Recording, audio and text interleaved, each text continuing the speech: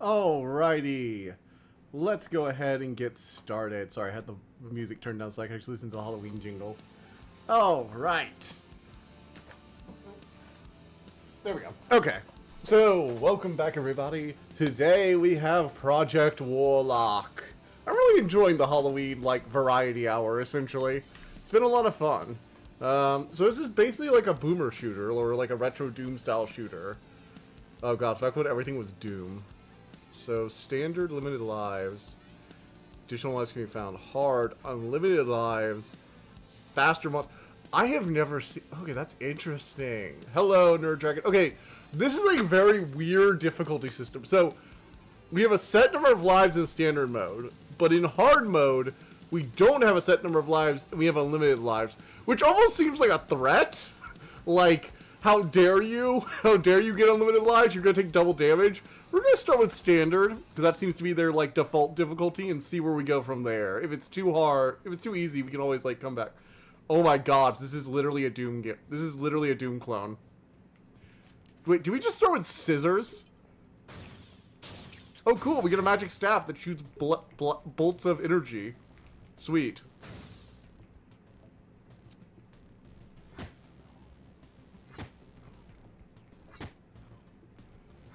Are these just boulders, I guess? Oh my god. Wow, look at how 2D these things are.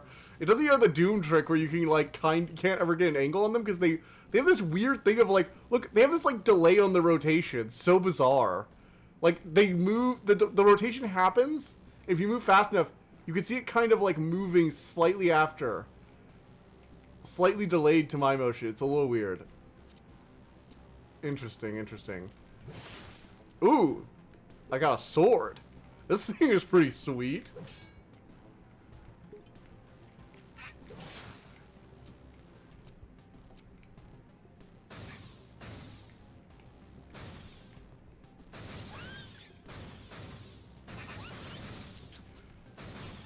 All right. Murder you. Get wrecked. Take hard at least. I don't saw a moment because I need to support myself with phone. It has this very retro vibe to it. Wow, this is just 2D sprites. It's not even that kind of false Doom that you get nowadays where it's pseudo sprites, but it's actually a 3D model with sprites layered over it. These are actually just these are actually just 2D sprites propped up in a 3D environment. And some of them are set up to always face you. But then you have others like these. It's that is one-dimensional right there. This banner is one-dimensional. Oh man, I will say this. This single sword swipe, this thing has some amazing sound. Do you hear this thing? When you kill something with it? Listen to that sound. That is a sword slicing something to ribbons. Oh, I love it when the audio really just makes you feel the impact. Oh, man. This is really good, actually.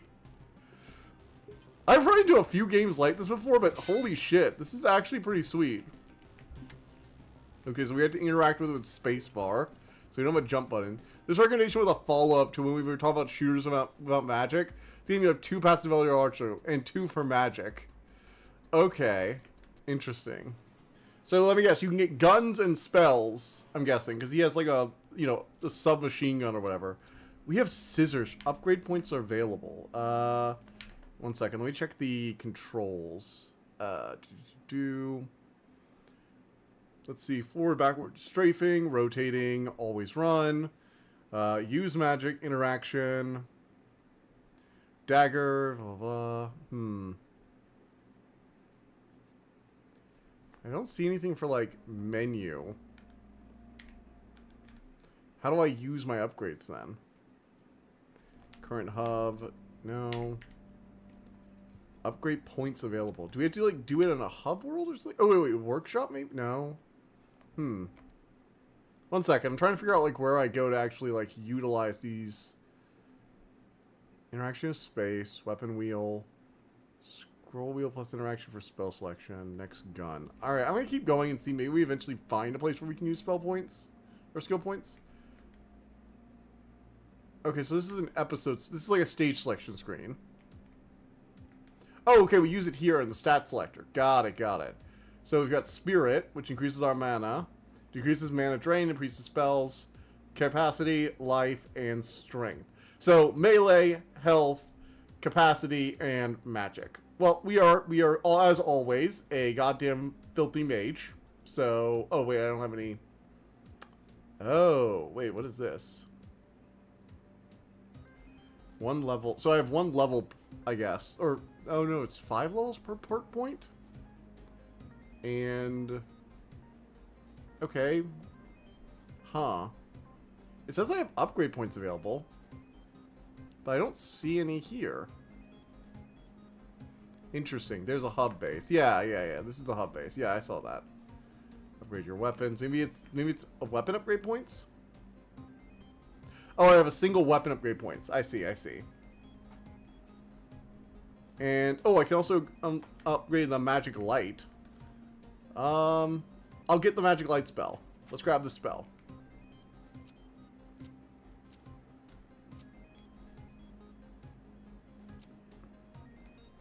And to go to magic selection, spell selection, we use slow wheel plus interaction. And to cast a spell, we use the right mouse button. Okay, so I got a basic flashlight. Nice. It's getting pretty much a mix of blood and catacombs, maybe with a bit of hexen in it. I will say, first impressions are really good. The weapons have a nice solid thunk to them. The enemies are pretty, like, standard, you know, flying eyeball kind of stuff. But, like, honestly, the weapons alone might be able to carry me through this game. Just, like, this one sword. God, I want to be the mage so bad, but at the same time, also, this singular sword feels so good. The prisons.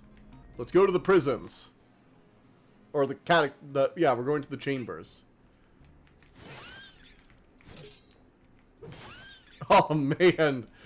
Like, that might actually be the most satisfying melee sound effect I have literally ever heard.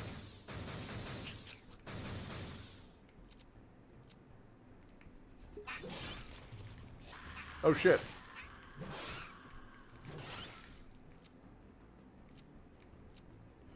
Man, oh, man. Oh, good pick, Nerd Dragon. Already, it's showing its potential. Well, that didn't get me out of here.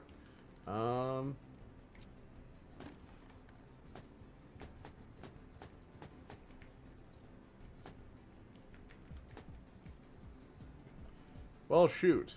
Am I stuck? Oh, okay, I interacted with it. That opened it.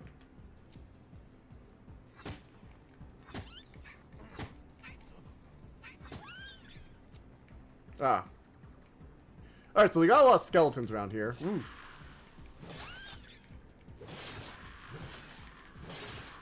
Killed them. Little demon things with tentacles. Because everything has to have fucking tentacles these days. Well, I say these days. We all know, Fred. We all know the wave. The I did wave painting did hentai porn. Or tentacle porn. Holy shit.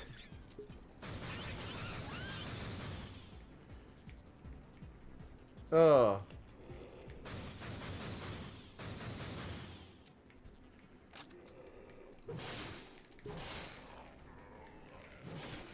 What the hell? I gotta admit, you know what? I said monster design for basic. I was wrong. They're actually pretty cool looking.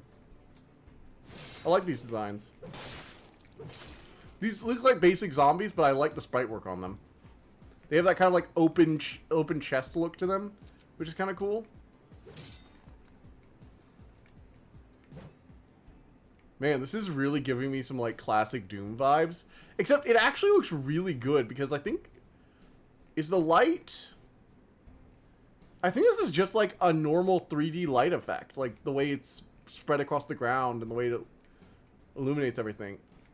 I think the way it's illuminating my player character, maybe? No, look! If I do this, my sword... This is like a 3D lighting effect. That's kind of cool, the way it mixes 3D and 2D, actually. Because, yes, the normal 3D, so the lighting on the sword is based on, like, actual 3D, you know, tracing. So, like, there's a light object and it's shooting out, I guess, like, not ray tracing rays, but, like, you know, it's projecting a 3D lighting effect, and the sword's catching it on this side, not on this side. Hey, I didn't say anything. Well, if I mentioned that tentacle porn was new, you'd probably have mentioned the wave thing again, which is a fascinating little tidbit. It's always nice to know that Japan was always fucking weird. It's a good lesson. Our ancestors were just as pervy as we were. That also means there probably were people who wanted nothing to do with that shit, like me. Which, hey, cool. Okay, so we got a pistol. We've got a staff of destruction and a pistol. Let's go.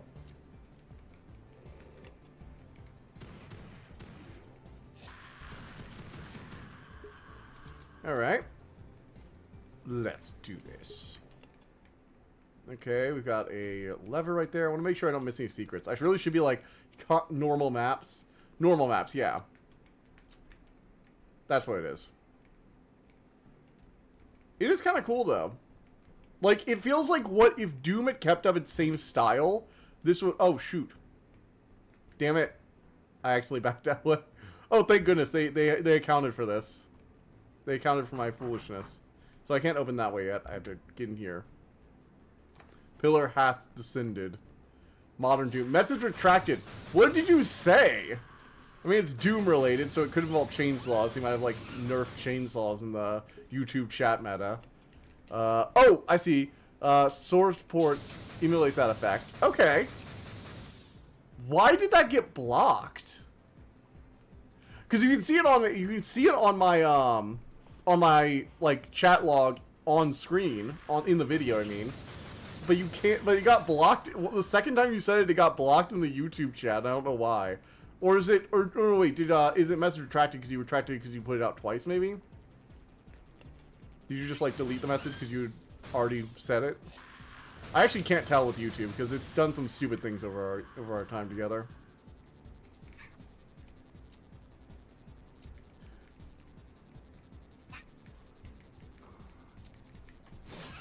Oh, I'm out of magic. Oh, so the magic isn't just for the staff, it's for spells too.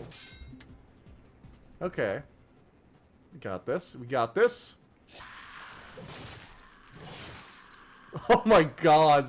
Okay, I'm gonna keep saying this because it keeps being true. This is the best sword sound effect I have ever heard. It is amazing. I love it. I tracked it because I got sent double, or it's an issue with my connection. Windows 11 keeps ruining my life. Oh my god. Fuck Windows 11 so hard. Actually, it's kind of funny now. I'm using less and less Windows by the day because I have these little mini PCs now, and they're all running like Proxmox and Linux based stuff. And I've already decided that like I'm slowly going to be adjusting to Arch over the next like few weeks. Oof. Oh damn, I died. Need to pay more attention to what I'm doing.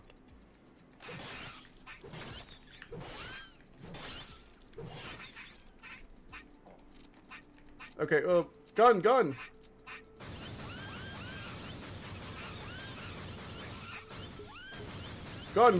fire wet stuff! Okay, I think I got them all. Windows 11 is just, like, getting worse by the day. Like, it's not even that Windows 11 is bad, it's that it's getting actively worse. Because the thing with Windows 11 is, I could get used to Windows 11 being terrible at certain things. I wouldn't like it. I would still prefer to let Microsoft get up their asses and actually fix the damn thing. But I could get used to it being broken in this one particular way that I know it doesn't workarounds for, you know? The problem with Windows 11 is it's actively getting worse. Like, we've dealt with shitty versions of Windows before. I mean, I even kind of like Windows 10. I think Windows 10 is a perfectly acceptable operating system as it ended up. It was a little buggy at first, but Windows fixed it, and the few problems or issues it did have were things I could work around. But Windows 11 actively is getting worse. Like, it feels like every time they update, something else breaks, and they're not fixing the things they actually should be fixing. Like, networking support with NASes is still fucking garbage, by the way. Like, every once in a while, the network shares I have will just stop working for, like, no reason. And it's like, what the fuck, Windows? This is basic-ass shit that you've been able to do for decades. Why is it suddenly breaking? Well, we patched this update, but we add all these AI features. Don't you like the AI features? And I'm like, no, Windows. Because like a sane person, I disabled your bullshit and have a local account. I know you hate that, Windows. I know you hate having a local account because for some reason you think everyone wants to be always online, even though we've really don't. But Microsoft frustrates me. It's not even that I feel like they're a company that like I should. It's not even that I like care about them as a company. It's just I have to interact with their products. Even once I change to Linux Arch as like my main daily driver. Once I get the last few things ready, and I'm only really using Windows to like stream like this. Even once that happens, I will still have to use Windows 11 for work, and it annoys the ever-loving shit out of me. Mostly because we had Windows 10 and it worked perfectly fine, and we were forced to switch, and literally within the week, not even a week, within a few days, we ran into issues. And the worst part is we don't even really do much. We use, like, Office programs, and we use remote desktop stuff to get into our actual Linux servers. Oh, man, oh, man. Guy that was making my computer told me Windows 11 is fine now, and my PC is hella capable for it. Windows 11 being able to run is not the problem. Windows 11 is still a buggy piece of shit. Whoever told you Windows 11 is fine is lying to you or coping. One of the two. Sorry you had to learn about this way. But yeah. Windows 11 kind of sucks. Oh yeah. Here we go. About Linux in action. I want to switch more than ever. Bonus point for style. What I recommend is what I'm currently doing is basically I had Linux Mint as like a secondary desktop that I could run, and I've turned it on very frequently whenever Windows like annoys me, or when I wanted to get certain features that Linux actually does better, like access to certain applications that are open source run better on Linux, or accessing like network drives actually is just like a lot smoother sometimes. Whenever Windows breaks in that regard, I'll literally boot up the Windows Mint and do all my NAS stuff using that. There are issues with some applications that Windows doesn't have because everything's open source. Recently switched from Adobe 2017 to Adobe Pro. It sucks. It's so much less responsive. I've heard that Adobe is weirdly better on, wait, you have Adobe, you had a year version of Adobe? I thought they stopped selling those. Why, I don't use Adobe for it. Oh, wait, you're talking about Adobe, you're talking about like Adobe, what Adobe application actually? Because I don't use anything for Adobe. There are like 3 AI buttons. The buttons pop up if you put your mouse in certain locations. Oh, that drives me insane. Yeah, it must be code because I don't see what else. Today I saw a video about Linux in action. Yeah. What are you using Adobe for? Because I've avoided using Adobe for basically everything. Which, thank fucking heavens, because those subscription fees would eat me alive. For work. Oh, you have to use it for work.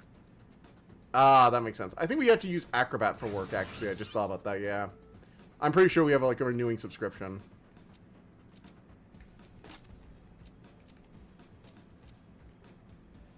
Alright, killed them all. Let's go. Ooh, gun ammo.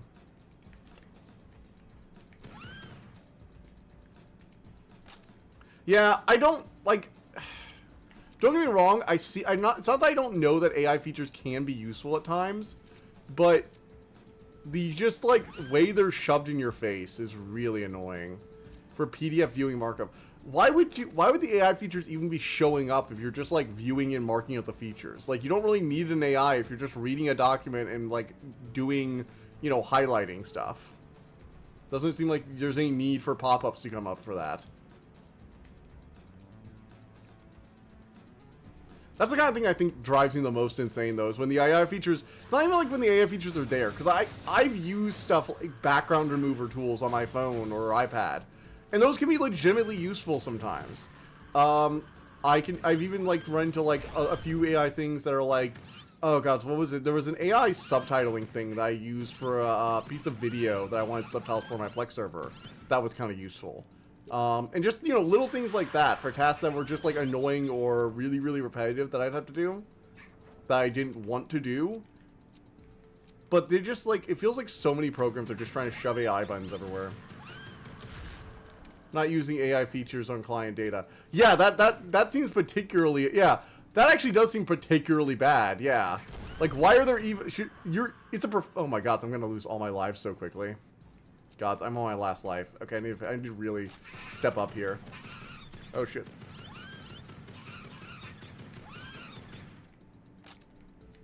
Oh, shoot, I have to do this whole level over again. Damn it. Alright, we need to pay attention or we're going to start over from nothing.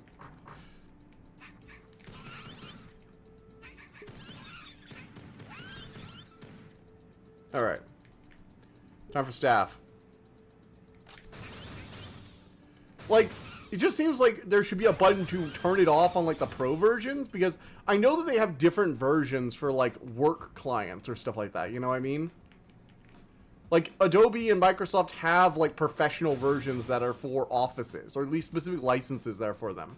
And you'd think that you'd be able to turn off AI features for that, at least, because there are legitimate security risks with using AI features in that way, especially if you're using an AI that isn't being run locally. Like, all of our AI stuff at, for OTS, one of the requirements, I think, is that we had to run all of our stuff locally. I don't use any of the AI features, but some other departments do.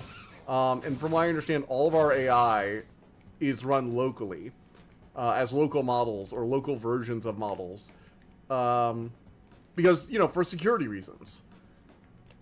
Because you can't just, like, shove client data on an open model and let it be used as training data.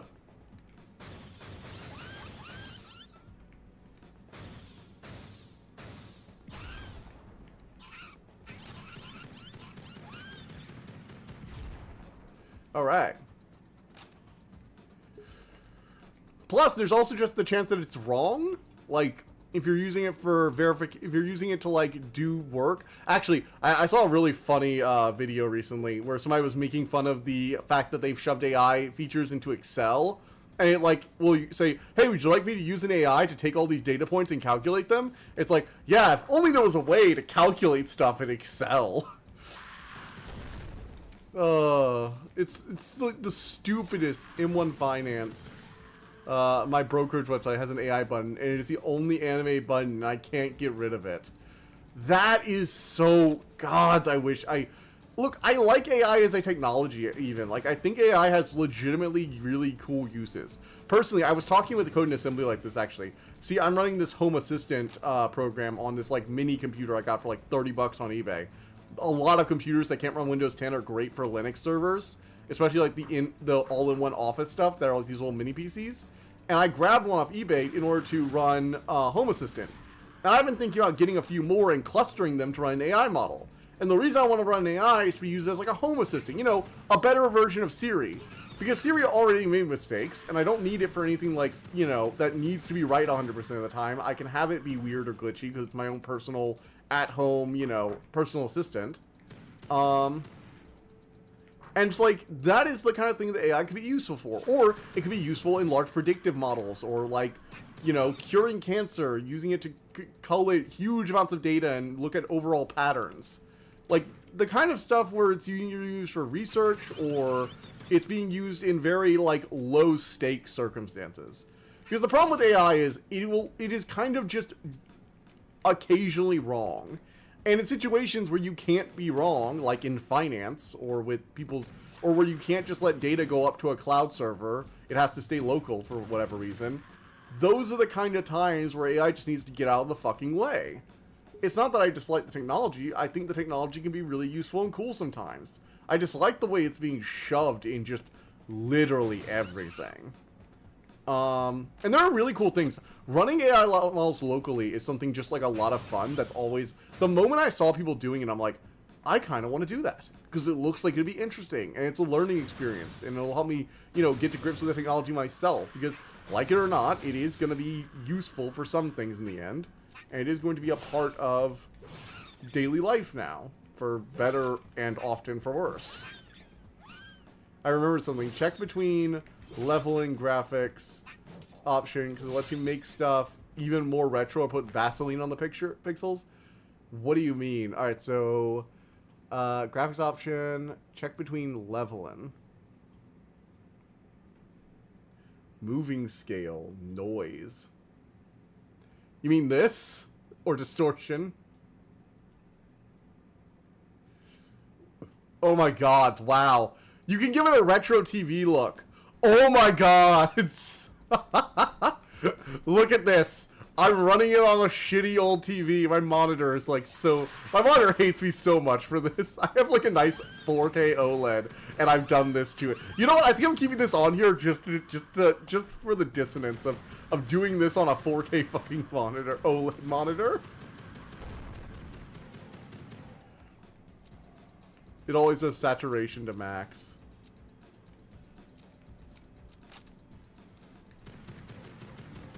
Alright, got it.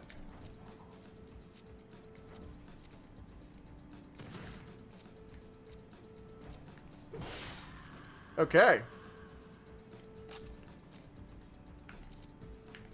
Really play around with it. Alright, wait, let's see.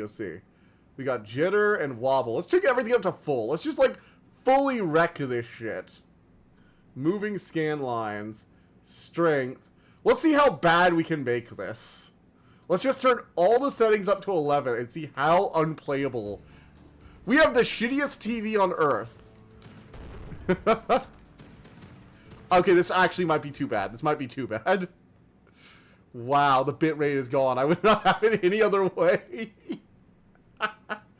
Okay, let's turn these down to 50%. Let's make it 50% as bad.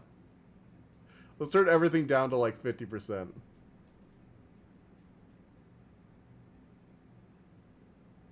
You know what, 25. I don't want it to be unplayable. I do want to kind of enjoy this game. And the sad thing is, this game has like really good sprite work, and we were just like destroying it for no reason. You don't understand that, right? We are literally sabotaging this poor game and putting it through all this torment. Alright, let's turn it down a bit.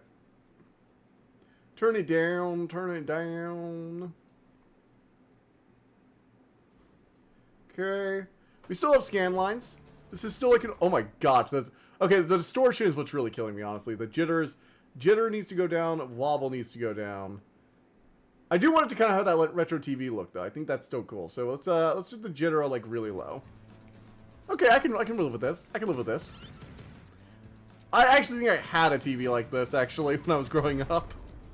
The one we had in the playroom. The one we had in like the empty room that me and my brother claimed as like the playroom where we would like go and try and avoid people. We had this like really tiny TV and we sat all the way away from it. It was terrible. We loved it anyway because it was all we had. Man, that thing was tiny. Gamer wants to optimize the fun out of their games. We kind of are legitimately optimizing the fun out of this game. Or you can do the opposite, making it prettier. The creator wanted us to be able to destroy this game clearly. I mean, yeah, did you see what happens when you turn all the things up? You can barely see what's in front of you. They want you to be able to replicate that feeling of like having the shittiest TV imaginable. You know, I actually think the scan lines add something though. Like the scan lines like kind of make it look nice, weirdly enough. Okay, so we can either get perk points or we can get perks. Okay, so Treasure Hunter, no cheat, no requirements. The odds of receiving loot drops from enemies and crates are double what they were before. What were they even doing with that loot? I'm going to get the money-making loot early, because I feel like money is going to be nice to have. Okay. It actually does not look bad as is. I know, right?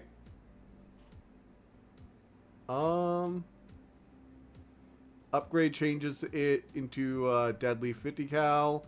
Changes your standard picture into ammo to flares. So I'm guessing these are like two opposite versions. Do I want to go for a lightning staff or a freezing staff or lightning staff? Really nice. Let's go ahead and upgrade this now so we can get like something cool. And what else? What else do we have? Do we have any stores around here? We have all this money, so we should be able to buy something with it, right?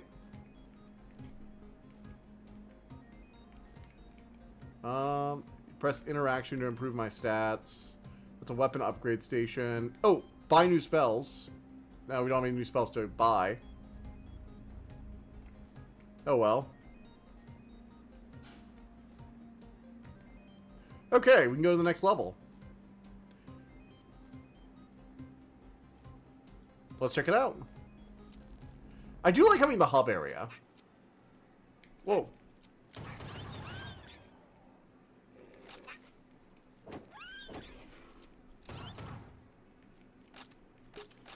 Alright. Got this. Oh, of course, it's a fucking sewer level, everybody. We've got to have the sewer level, right? The sewer level in every goddamn game. At least we're getting out of the way early, I guess.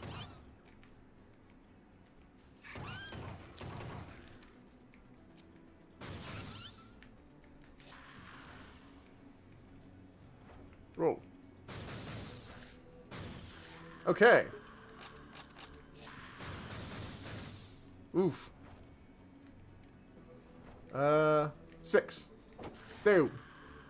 I saw a video that explains how scanline TVs actually make movement smoother, and that's why some things look better. Sewer count. Well, yeah, TV was designed to, well, especially since a lot of older TV stuff was literally designed with the idea that scanlines would be there. So with a lot of like really old media, they can actually look better because of the fact that they have the scan lines, which obscure things like interlacing, for example. Interlacing when you have scan lines is harder to see because without being able to see every frame clearly, the scan line blur that you get can just be can essentially obscure the weirdness that comes with interlacing. Like that Ben 10 shot I think I posted a while back. If you want magic, remember prioritize. This game encourages prioritization. Okay, I probably should have prioritized the staff then.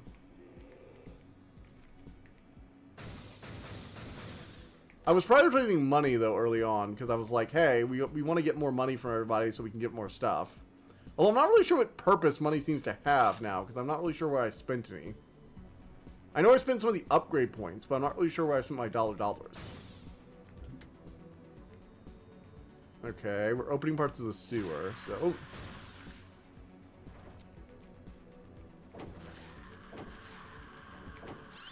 Alright, got him. Crossbow's nice. Do you like crossbow?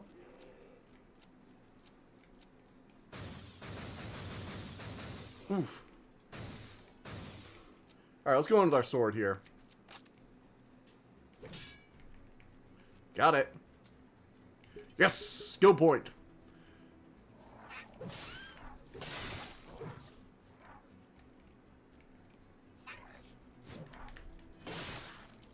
Alright, that does it. Oof, that was close. Oh hey, level complete. I didn't find any secrets, which is poor, but hey, I got to the level. I do like the sword is basically just like an instant murder. Oh, and shit. I only have one life. That's my last life. Oh boy.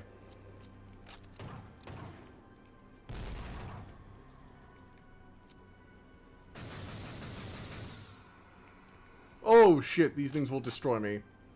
Old TVs, flash, this is essentially what makes movement look more natural, less flat. Well, it's because the movement was this. Okay, it's not just that the scan lines on their own don't make movement look less flat. It's that they obscure several visual tricks. So a lot of like costuming and like animation in particular, and even just shots, were designed specifically with the idea that they'd be seen on scanline TVs. And as a result, those TVs were designed, or as a result, shots were designed based around that idea. So whenever they planned something out, they had to plan out how it's going to look on a scan line. They optimized for that. There's actually a really interesting version of this kind of effect too. What was it? A while back, this was like several years ago now, there was a showing of Lord of the Rings in like Ultra 4K at a movie theater, and apparently some people could literally see the stitching on the costumes. Because they weren't expecting you to be able to get that much clarity on the characters when the movies were originally shot, back when DVDs and maybe the occasional expensive Blu-ray, or Blu-ray being a potential technology that might one day take off. Back then, the best you were going to get was 1080p. And so with this like Ultra HD, 4K version on a giant screen, like a movie theater screen, you can actually see things that you were never supposed to see. Which is a great example of how things are designed for the mediums they're expected to be enjoyed in. You know? And I don't think it's a bad idea either. I think optimizing for the media it's most likely going to be experienced on is generally a good thing. Because it lets you make the most out of the medium most people are going to use.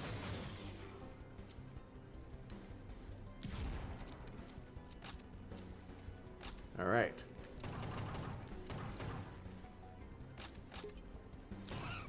Got him.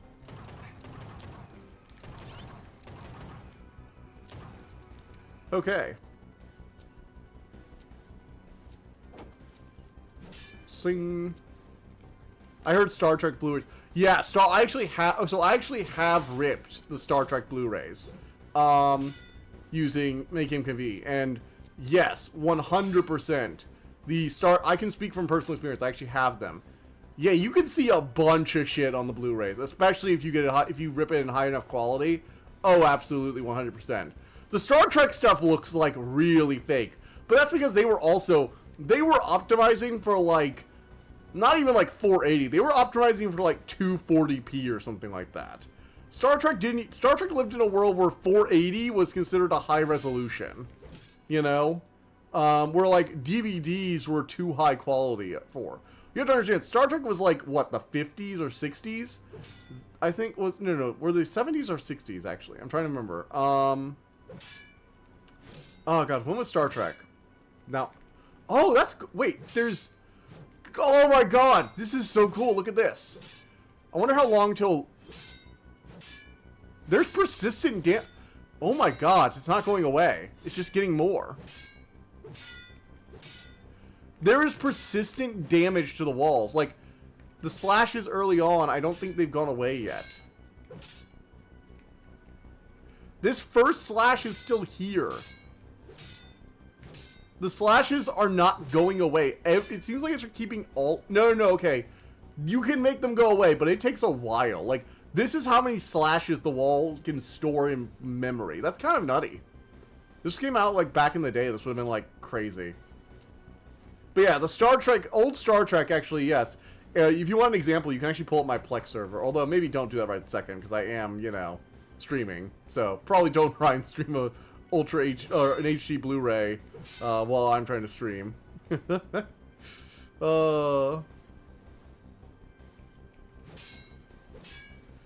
probably shouldn't burden my network.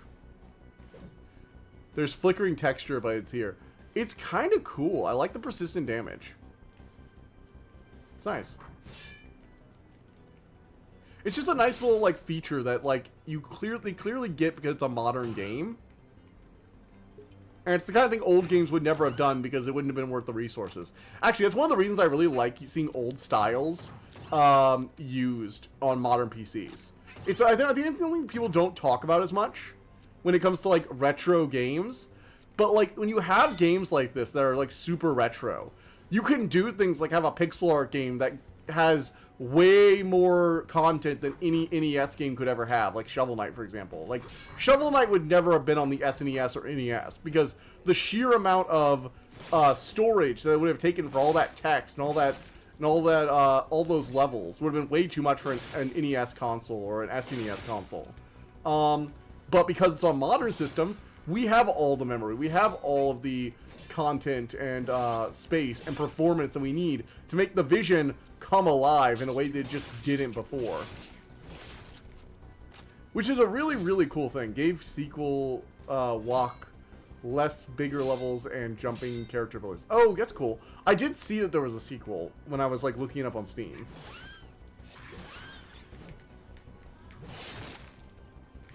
Again, I really just like the sword basically one-shot stuff. Oh, shoot.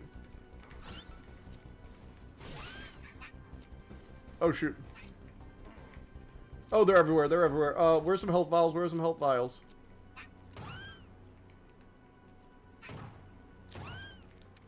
Health! I'm on my last life, so I can't afford to die here.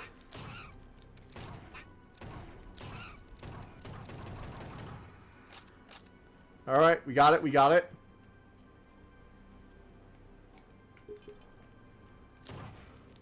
Oh, thank God for the health. Praise the sun. Praise the sun through the grates.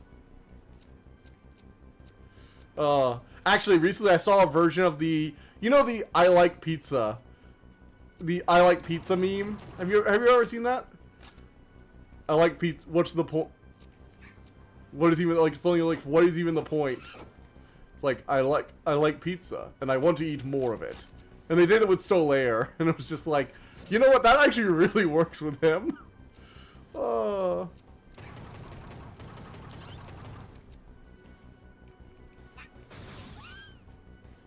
Okay.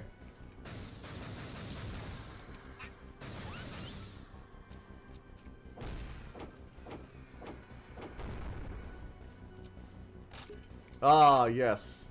Shovel Knight's file size was 1.47 megabytes. That was a lot for, like, 90s, right? Like, how much megabytes was on the SNES? How many megabytes were on the SNES? Like, could you put in a game? Because I know that, like, I know the NES, the NES, was, like, really small. Because, you know, Mario was starting to... You know, Mario and Zelda were considered big games.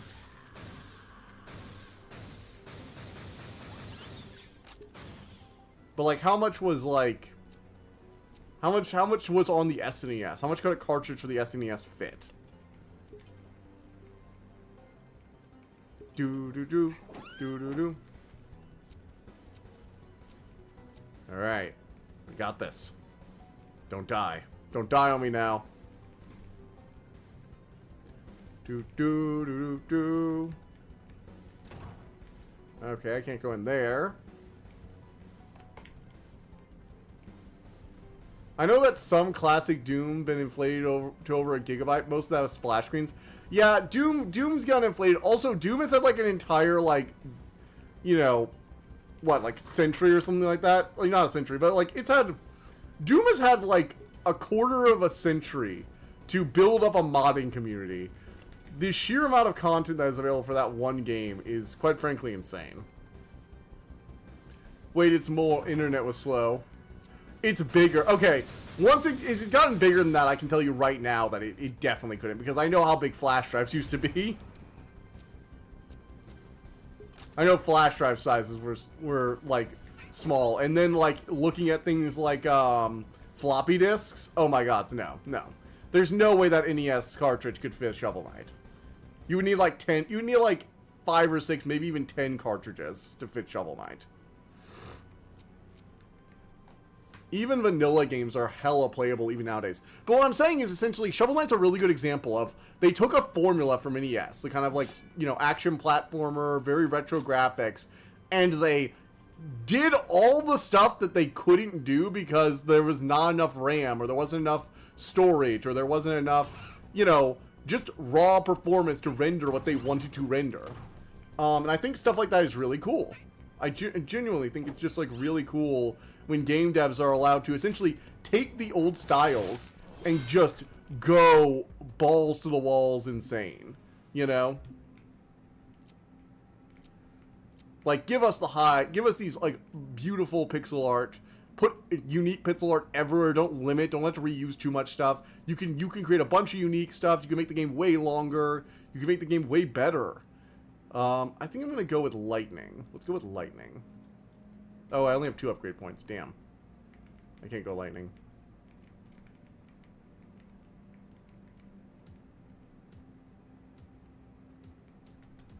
Spellcrafting? No. Do. Damn. Okay, I'm gonna get a point in spirit. Let's see here. Magic potential. We need 5 points in spirit. So let's go ahead and... Oof. I guess I could get 6 points in spirit. Wizardom actually does that stuff plenty. Truly brace yourself for that, because you're gonna... Because what you said, this interests you for a recent future as well. Okay, that's a good idea. Alright. And we get... Oh, it looks like we get all our 3 lives for every time we go into a level, which is nice. So I don't have to worry about going to a level with, like, no extra lives.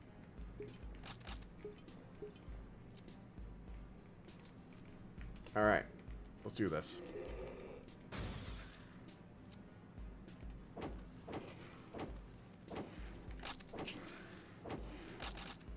I do like the reusable ammo for these.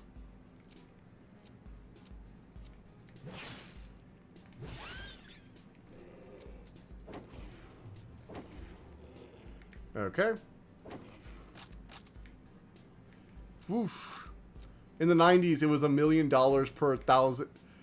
$1 million to 100,000 per terabyte. And nowadays you can get a terabyte for like, for reference, if you're buying used, which if we're looking for like cheapest stuff you can buy, like going budget, I got my 28 terabyte drives for about like 250 a piece on used the server parts deals, which is where you can buy good hard drives that are refurbished, but they're refurbished by the manufacturer. They're recertified. They're all under a certain number of hours. They're good to go. These are hard disk drives, yes, but you can buy a terabyte of storage if you're buying it like a high enough rate for about like $10 per terabyte. Even at most expensive, a terabyte hard drive is like barely worth making these days. 2 terabytes you can probably get 2 terabyte for like $100. If you're buying used, probably less than that. Although I'm not sure how low server hard deals hard drives go. Like $200 to $20 just to store Shovel Knight, just to store the game files. And remember, that's the game you download. That's not like the source files and all of the all of the extra stuff that goes into the game, like all the content they didn't add, or all the extra code that got taken out, or the cutting room floor stuff. Some secrets in this game aren't actually doors, but cracked walls to destroy. Okay, I'll keep an eye out for those.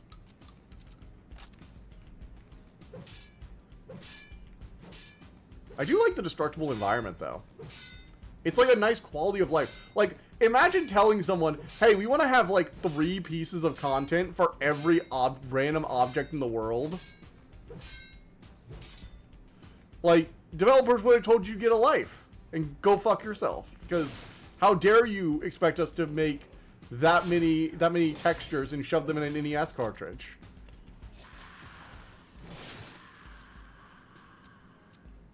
But now it's like, that's just a thing you can do pretty easily. Just need to make the textures. Not like the storage space costs that much. Not relative to like 3D games.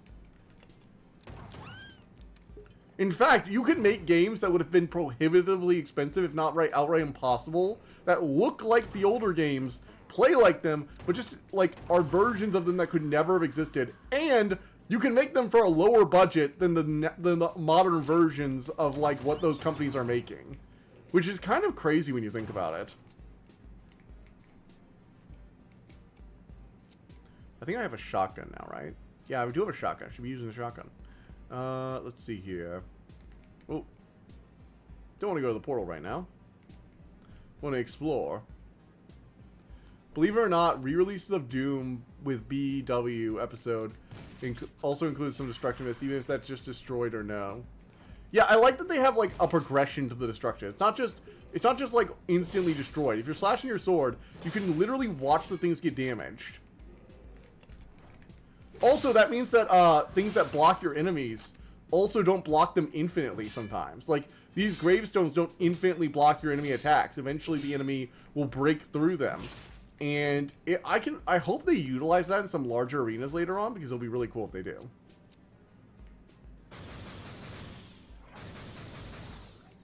Nice. Got it. I do like how even when they have doors on hinges and stuff, they still use the fucking Doom sliding down animation. Oh shoot, I went to the level complete screen. Damn it, I wanted to go explore some more. That being said, Duke Nukem 3D and 50s also has destructible environment too. Shadow Warriors even had vehicles. And I'm not saying games couldn't do stuff like that. It's just they often had to make like sacrifices. Or they couldn't do it as well as you can do it now. Like, Duke Nukem and Shadow Warrior were big, from what I understand, fairly decently sized games made by fairly large teams. Correct me if I'm wrong, but I think Duke Nukem 3D was made by a decently sized team. That was like a AAA project, right? Back in the day. Or what passed for AAA in game design back then. Because, you know, the budgets were lower. But also inflation, so. I meant 95, not 50s. I figured you meant something else, not the 50s, because we didn't really have video games in the 50s. We had, I'm not even sure I think the earliest arcade cabinets were like Atari level graphics back then. Like, games were like in their early VR phase of the basic Pong game is just coming out soon. I think the did Pong come out in the 50s or 60s? I always forget the dates. I'm terrible when it comes to dates. Legitimately terrible. Alright. Where to next? Can't go that way. Oh, I opened this little... Ooh! Secret. Yummy secrets. Okay, so treasure is just experience points, which means it's good that I immediately went for the treasure hunter. Going for the treasure hunter, I think, was an objectively correct move. Alright, am I missing a key or something like that?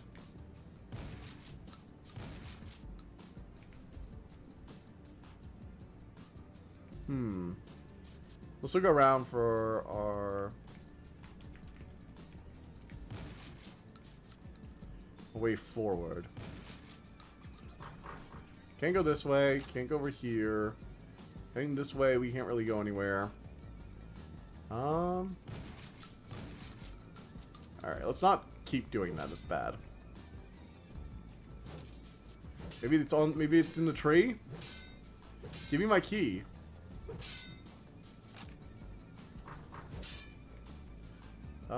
Shit. Where am I supposed to go from here? I hope I'm not missing something because of the scan lines. Okay, so I've gone... So I've been here. Can't go... Oh! Wait, that one opened. Okay. I thought I'd already tried that door. When you thought you already tried a door, so you don't check it, and it's the obvious door that you should have been trying from the very start.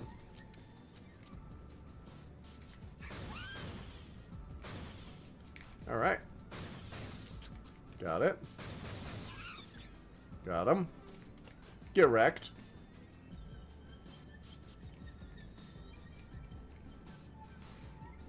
Oh, is this one of those cracked wall things, maybe? Over here? One of these? Okay. I've got a red key now. So, I think there is a red door. Now, try and see how pretty you can make the game. Alright, let's take a break and see how pretty we can make it, I guess. Sure. Oh, there are, like, retro shader stuff. Interesting. Okay, let's turn off the distortion. Let's turn off the distortion, turn off the scale lines.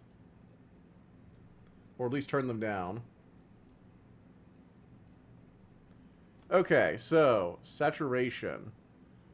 Ooh, sharpness. Oh my god, it's the threshold. Turn threshold all the... Oh my god, threshold is just terrible. I don't even know what I'm really doing with threshold, honestly. Quality's already at high. We have... Oh, motion blurs. Why the fuck is motion blur on? Turn motion blur off. Turn the bloom off. Do we need bloom? No, we don't need bloom. We don't need bloom. Retro shader, maybe?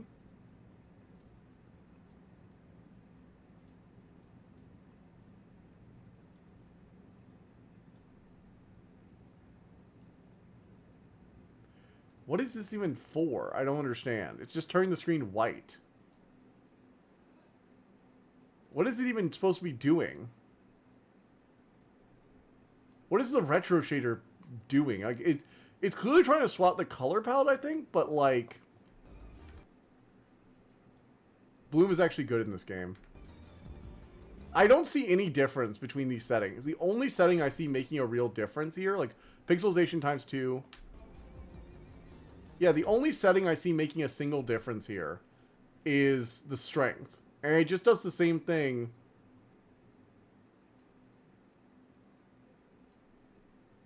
Yeah, like changing these, you literally, I'm moving the bar back and forth and nothing is happening. Alright, let's turn off the retro shader. Though I get that it's supposed to be like, you know, less color accurate or whatever, using like lower quality screens, like going like the Game Boy like green screen. But the thing I'm saying is like when you turn on the retro shader, okay, if you have like Game Boy, for example, it shouldn't just make it white. It should make it kind of like greenish, you know? But it doesn't. The issue I have is the color palettes don't seem to be doing anything. Lizard brain, you'll see after time. Well, okay. The problem I have is that I see the strength doing something, but I see it doing the same thing for all of the different color palettes. Which, I couldn't see the color palettes doing anything at all. Wow, I do like the sharpness up, though. Sharpness up does make it look kind of nice. Alright, let's go... Oh, yes, we have a red door over here.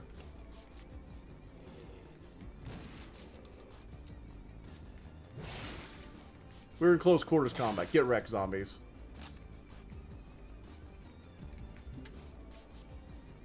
Get wrecked. Alright, we've got the yellow key. Let's go. Whoa.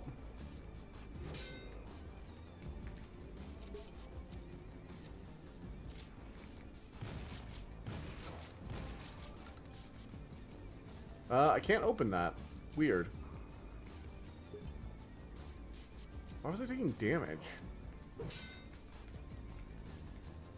Also, why can't I open that gate? Strange. When it comes down to other shooters at the time, even on modern stuff... Ah, maybe this will open it. The pillar hath descended. That's what's retro... tend to look very milky. I know that, but like, why even bother having the Game Boy like color palette and stuff like that? Maybe I'm missing something, but those color. Again, I'm not talking about the saturation. I understand what that is. I'm just saying I don't think it didn't appear that the saturation, which was an option, didn't seem to be doing anything. So it was weird that it was there. Or at least I couldn't notice. It didn't seem to be doing anything noticeable.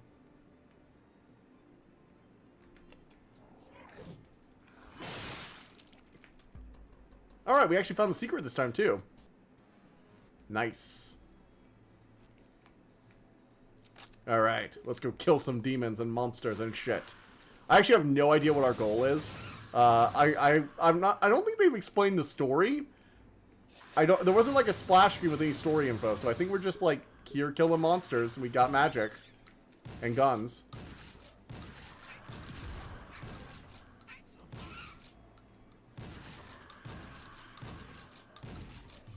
Sweet, we're leveled up. Nice. Okay, we need a key for that. There is also, I will say this, there is something particularly nice about the run. Gods, I love games that let you actually move fast.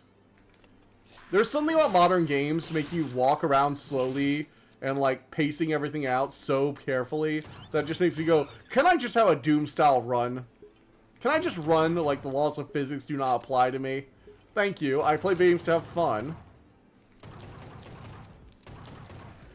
Because when you're playing a game, especially when you're playing, because this is the thing I got into like when I was playing like completionist stuff back in the day. When I had to go through the same level multiple times and slowly walk through the environment to take in exactly the scene the developers wanted me to see, it drove me mad when it comes to Doom, other shooters.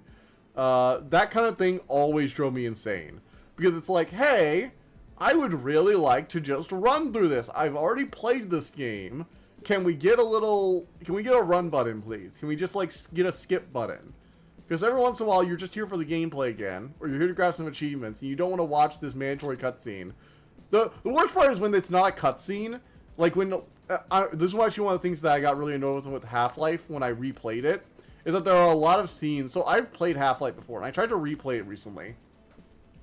And one of the things that drove me insane were the things where you have to get into position, wait for this person to talk, and it's all in-engine, you know? It's all in-engine cutscene style. But you're still free to move around, do stuff, but, like, you can't just, like, skip this conversation like you could have done cutscene. I'm just like, yes, I get that immersive cutscenes are interesting from, like, a perspective of you're actually in the world, but on replay, they can really just make things exhausting.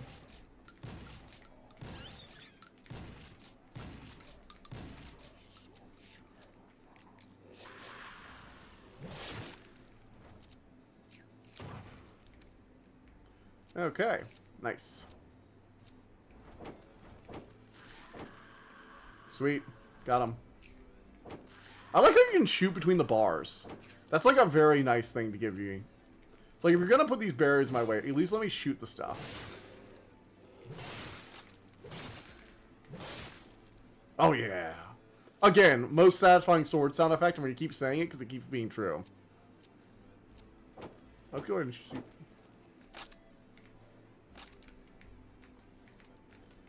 It's not going to stop being true, so I'm going to keep talking about it. What are the scissors for? I guess they attack very quickly. But you get the sword, like, immediately, so I'm not sure why we have the scissors.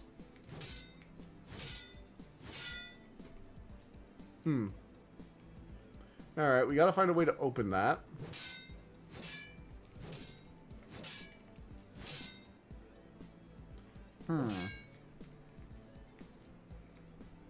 Alright, let me try and find a way over there. Oh, here we go. Got something. Got into the maze. It's a hedge maze, people. We're in a hedge maze. Very Halloween of us. Actually, I'm really excited about this game I found for Tuesday. So I posted about it a bit on the Discord recommendation page. And you guys can actually participate in this too. Maybe. We'll see. I don't know exactly how it's going to work. But essentially, there's this game where you can carve pumpkins. And then you can display them in this Halloween Fest area. And that's the whole game. You carve pumpkins and display them, and you can check out what other pumpkins are around. And so I actually have my drawing tablet, so my plan is to use the drawing tablet as the main monitor for the game. Hopefully I can get it to move to that monitor fairly easily. And I'll basically drawing pumpkins, or jack-o'-lanterns essentially, for the stream as we talk. And then once we're done, we can do a few amusement rides and stuff like that. Worst case scenario, we'll work on the escape room, which apparently there's an in-game escape room, which can last a while, multiple hours a while. So it should be good for a while, for all the time we need for stream. But it also seems like a really fun thing to do. This game is great if you're actually looking for content to play. You'll actually get close to the first boss. Really? I am. That's good. I can leave a trail behind of markings. Alright, oh, I think I need to go this way. I think I need to go around to get there. Yep, we have monsters. This is how we know we haven't been here yet. There are zombies still rising from the ground. And there's also gold that we haven't taken yet.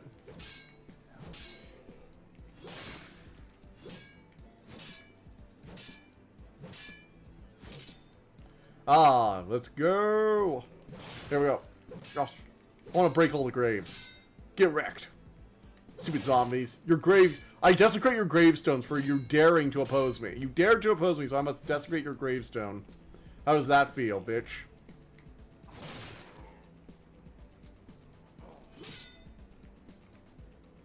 Alright. Well, that sounds curious. I know, right? It's a really cool thing. And also, here's the interesting twist. It has kind of a Zen quality to it, too. You know, the thing where you, make artwork and then destroy it. Because the pumpkins will only be visible until the end of October. Excuse me. Only be visible until the end of October. And then the whole server goes down. So you make your pumpkin, and then it disappears eventually. So if you guys want me to try and find your pumpkin, you can download the game and I posted it in Discord. So if you want to try and make a pumpkin, you can make up to 3, I think, and display them around the town. I will try to find them, I guess. And, if I see your pumpkin, I can let you know. Or you can let me know. Gee, bless you. Thank you very much. Sorry about the sneeze. Sounds cool. I know, right? And I thought it'd be a really interesting game, very different. And that's kind of what I'm trying to do with this, variety stream, is just play different stuff. I mean, yes, we're playing similar things that I've always played, like horror stuff I've played before. I've played Retro Suited before, but we're just picking out weird stuff and trying it out. And it's really working. Honestly, the last stream was probably the most fun I've had in a stream in ages. When I play just random HIO stuff, I seem to have more fun than almost anything else aside from occasional Soulsborne games. HIO is just a great place to find games. I need to go there more often because again, I think I mentioned in the previous stream, every time I go to HIO, I have a great time. There's always fun to be had. I always love it. But then I don't go there forever, and then I come back and I'm like, why don't I go here more often? Because it's always fun. Alright.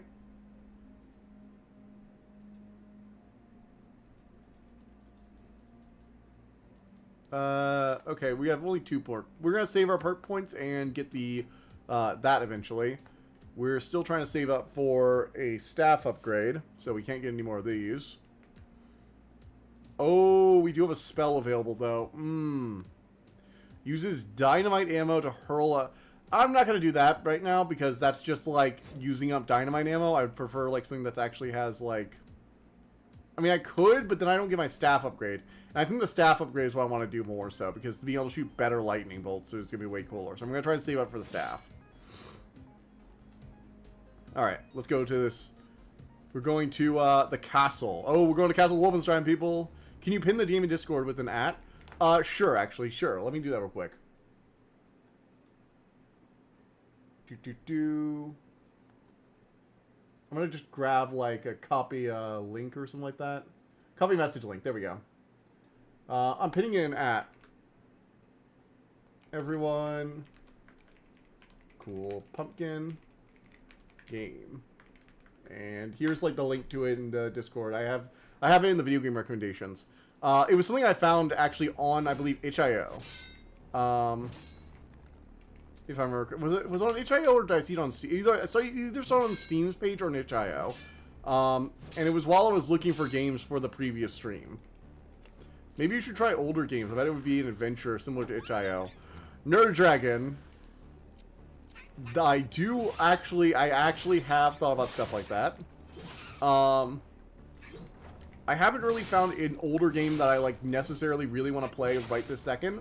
Although, one thing I really want to set up eventually, okay, is a Kirby Air Ride evening. So there are ways you can play Kirby Air Ride over the internet. There are I forget what the programs are right this second, but there are programs that will let you essentially do local multiplayer over internet. And I really, really, really, really want to set up like 4 people and just play City Trial for 2 hours. It would be so much fun. The new Kirby Air Riders game is coming out, so I might do it when that comes out as a fuck you to Nintendo. I'm not buying a Switch 2. Nintendo, I'm not paying your overpriced fees to buy a Switch 2. I'm sorry. Just not.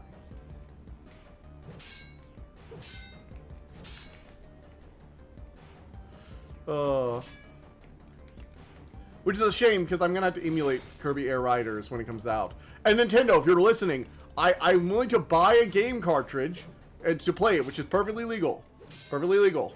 Sorry, Nintendo's lawyers. Nintendo's lawyers can be anywhere. Never underestimate them. They are voracious. These are the people who have tried to patent catching monsters in spherical objects. Have you guys heard about the latest attempts to like patent Pokemon's like monster catching gameplay like half a decade too late?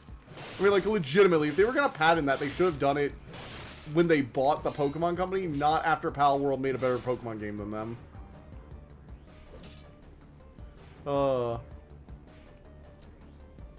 It's ridiculous what Nintendo tries to get away with. The sad thing about Nintendo, though, is that they actually get away with it more often than not, which only makes it worse. Like, if they tried this shit and immediately got smacked down, it'd be fine. But they got that patent for, like, what was it? The, I forget what it was. Oh yeah, being flown around an open world mount by, like, a creature with wings. Like, using like, a bird or something as a hang glider. That's a hella cool idea. About you there to show off my go-karting skills.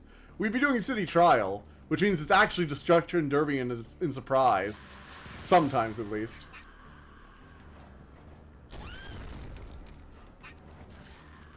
Go, Dynamite! We have the power of explosions on our side. Fuck the monsters. Alright. Still can't unlock that. That's hella cool. Oh, yeah. Kirby Air Rides is one of my favorite GameCube games. It's one of my favorite games of all time. It's weird, too, because I'm more of a single-player gamer these days. But back in the day, I used to be huge into, like, local multiplayer. Local multiplayer was my jam for a long, long time. And to an extent, it still kind of is.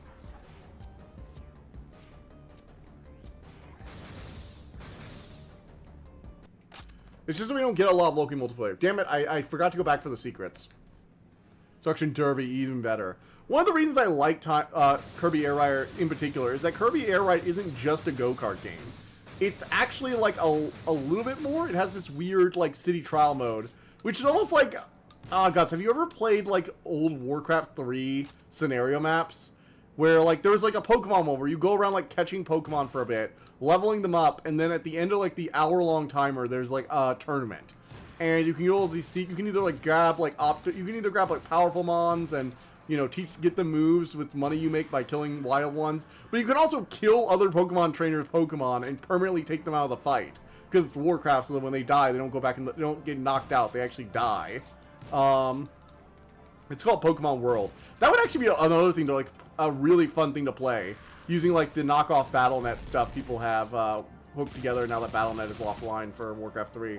Using like the old version, oh, that could be a lot of fun. Or using one of those remote LAN setups could be a lot of fun. Oh god, I would love to host some like, if we ever get enough people on the Discord that are willing to like all agree to be here for a stream, or ever get like enough people I'm friends with to do it, I would love to host some old Warcraft 3 scenario maps. Because like we could just do like 1 or 2 of those and that would be a whole stream. Because most of the scenario maps are like these long things that last like an hour or even more. But they're really fun. The Battleships game entertained the shit out of me. Because one of the things I love too is that you can either rush down enemy players for early money, or you can just be a normal person working through the ladder, grabbing weapon combos and stuff. Or you can be a really, really risky player in the early game and be a traitor. And the thing with a traitor is you have no guns and you will die instantly if anyone comes near you. You have like no health. But you can bring objects to other parts of the map, increasingly farther and farther away from your base, to the point where eventual contracts have you literally bringing things to the other side of the map where the enemy team is based, and eventually bring a bomb to their base. But you get a lot of money.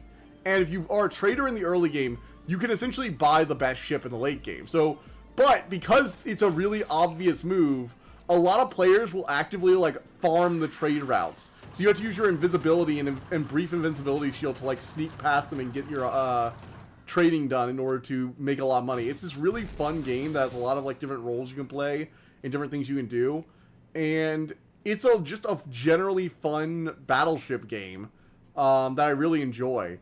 But it requires like 10 people to properly play. Like you can play a decent game with 3 people, but traders just become so good at that point because there's not enough people to defend the front line and also kill the traders. So everyone just does a trader, because if a team doesn't have 3 traders, they're not optimized. But you have 5 people, then you can just have 2 people doing that, and 2 people getting moderately powerful or getting to like share in the power of others. Like other people can buy guns and drop them for you, for example. So you, even though they can buy you ships, they could buy you like weapons for your ship. So like there's a reason for people to be like, okay, I'm gonna be on the front line doing like the basic fighting. You're gonna be trading. This guy's gonna be trade hunting. You're gonna be, doing like whatever we just need at the moment. When you have 4 or 5 people, the game really takes off. There's also a tree tag where you start out as ints, and every time an int is killed, you can like hide away and build bases, but you're really, really weak. Even when you're most powerful, ints bases usually can only slow down the enemy. And the enemy are infernals. These gigantic fire golems that burn the forest to ash as they approach. And it's a really fun like hiding, seek and destroy kind of game. Oh gosh, Warcraft 3 scenario maps were so much fun. And there are a bunch of them too. There are just like so many that I used to play. The basic ones I really liked though were the Werewolf Transylvania games. It's kind of like a secret murderer game, but you're also building a base and doing like Warcraft style stuff. But it, instead of like a full army, you're building it for like one person. So a lot of like the hero management games, but it's also like Secret Werewolf. It's a really fun game mode actually. But the problem is it also is one of the ones with the most variance to it, because it is possible for you to get found out immediately and not be able to have like a long game. Like the game can end really early if the player who's the werewolf just dies from other stuff in the wilderness. And if players are communicating properly, it can be a lot harder on the werewolf. But I like it when people are actively suspicious of everyone else. Like playing werewolf, what was it? I forget what it's called. Werewolf Transylvania, yeah. Online with strangers, where you have to take everything they're saying with a grain of salt, and you don't know if they're just liars. Holy shit, it's just a fun game. I cut my teeth on the Warcraft 3 scene for a long time. Like, that was like my jam. I would spend, like, all night on my shitty laptop using a trackpad. Yes, I didn't have a mouse for my laptop. I'd play on my bed in, like, horrible posture. God, my spine. Thank God I eventually got, like, actual proper chairs and lumbar support. Otherwise, my spine would probably be murdering me by now.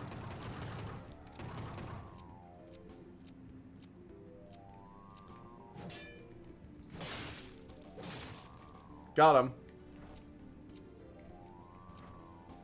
Okay, let's see. 4.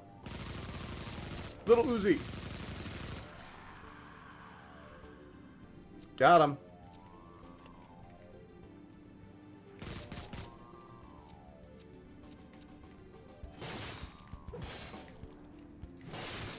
Oh yeah. No matter how good they are, a sword will still kill you in like 2 or 3 hits. Oof. I actually died there. Damn. So yeah, if you've never played Warcraft 3, first off, play the basic game, because the basic game is actually pretty good.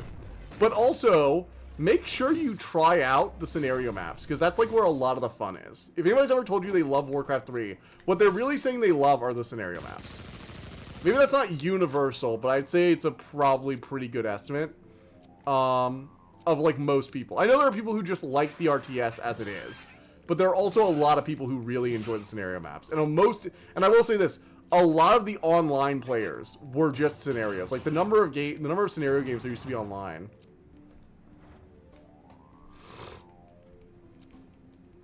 Well, okay, the thing with Warcraft is, the thing that I understand about Warcraft 3, Warcraft 3 had a gigantic community. It open sourced the map design tools and gave you a massive amount of control, not just make maps, but entire new scenarios. So the reason Warcraft 3, I think, is so magical is that this was a game where a bunch of player-made content was injected directly into the online scene. It was really easy to just boot up and play. It didn't have intense system requirements. And so what ended up happening was it just got this gigantic boom of people making entire new games in this thing as a game engine. Like, there was a while where Warcraft 3 was basically a game engine. The reason you don't hear as much about anymore, because believe it or not, there were still people playing it for a long time. But they had the Warcraft 3 Reforged. Fuck Blizzard. No. Fuck Blizzard. I hate them so much for what they did to Warcraft 3. So if you don't know about the Warcraft 3 fiasco, essentially, what happened was that Blizzard shut down. So Blizzard decided they wanted to make a remaster of Warcraft 3. And people were like, oh cool, you're going to redo all the cutscenes and make everything look better. And they're like, yeah, we'll redo all of that. It won't be an engine anymore. We'll have like beautiful animated cutscenes or stuff like that. Blah, blah. It's going to look amazing. And the teaser stuff all looked great. And we were actually excited because they weren't planning on really like changing the gameplay much. So Warcraft 3 probably could just like be compatible with it. No, it couldn't. We learned that pretty early on. That they were going to shut down the old servers. Which is really what it ended up being about, from what I understand, was just like monetizing the shit out of an old IP. Blizzard destroys your games. Oh my god, they destroyed the game. So the way it worked was that they ended up not just, so you have to understand, it wasn't just that they destroyed Warcraft 3 Reforged and they destroyed the old servers. That would have been bad enough as it was, but what they did was they tried to monetize it. So in the new license agreement for Warcraft 3 Reforged, when they gave you access to like the map designer again for the new, you know, it wasn't really new because they actually changed nothing, but they still made it look like you needed the new client to play. And they also like sent out an update to essentially ruin the old client and remove some of its shit. And if you tried to boot up the client with the newest update, it would try and force you to subscribe to the new terms and conditions, which basically say if you make something from after you sign these terms and conditions, if you make something in the Warcraft 3 map editor, Blizzard owns it. There was probably more complicated stuff going on with it. It probably was a little bit more complicated than that. But functionally, they just wanted to own the next Dota. Because if you don't know, League of Legends and Dota, or Dota 2, was originally based on Dota 1, which essentially was created in Warcraft 3. So yes, you have Warcraft 3 to thank for the MOBA. And Blizzard did not like that. Or at least modern Activision Blizzard didn't like it. I actually have no idea how Blizzard at the time they made it was actually a kind of a cool company with good people behind it. So I think they were probably fine with it at the time. But later on, Activision Blizzard got all salty because they had essentially made the game where the MOBA was created, but they didn't own Dota, or League of Legends, or any of that shit. Because other people made it, not you, Blizzard. Yeah, I just mentioned that. Oh yeah, wasn't Dota debuting in it, in Warcraft, followed by the entire MOBA genre? Yes, exactly. Yeah. So Blizzard decided they were going to try and own everything anyone ever makes in Warcraft 3 in the future. And the thing is, a lot of people, including me, just were like, alright, immediately Google, how do we avoid update? And I've never actually subscribed to the terms and conditions. I've never agreed to them in any way, shape, or form. And if Blizzard says I have, they're fucking lying. Because I've never updated it. I have always used the whenever I install Warcraft 3, I always use the workaround to install the oldest version, so I've never even seen the screen asking you to commit to the conditions.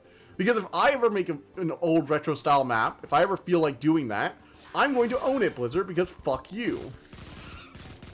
I'm sorry if that came across as, like, really aggressive. I just, like, feel very passionate about, like, companies that give you map design tools and then want to say they own anything you make. It just feels really, really scummy. Whenever I hear about a company trying to do that, my immediate thought is they are actual scum. Like, that's just not cool. It's not. It is essentially legalized theft. And I think that's stupid.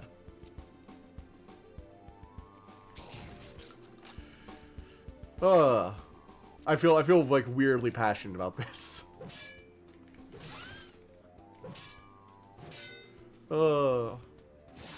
And I did play around with the map editor back in the day. I didn't keep anything I made. Mostly I created like weird lake maps or stuff like that.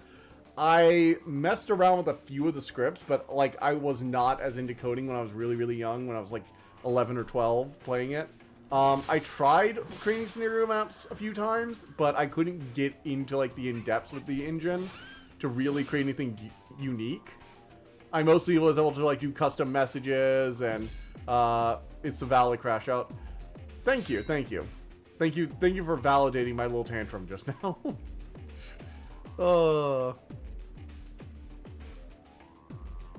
It's one of those things they get really sensitive about, though. I think it's one of the things that's like one of the scummiest things a company can do is try and claim ownership of stuff their fans made for the game. Because it just feels so wrong. Alright, I have like 5 lives. Pretty nice.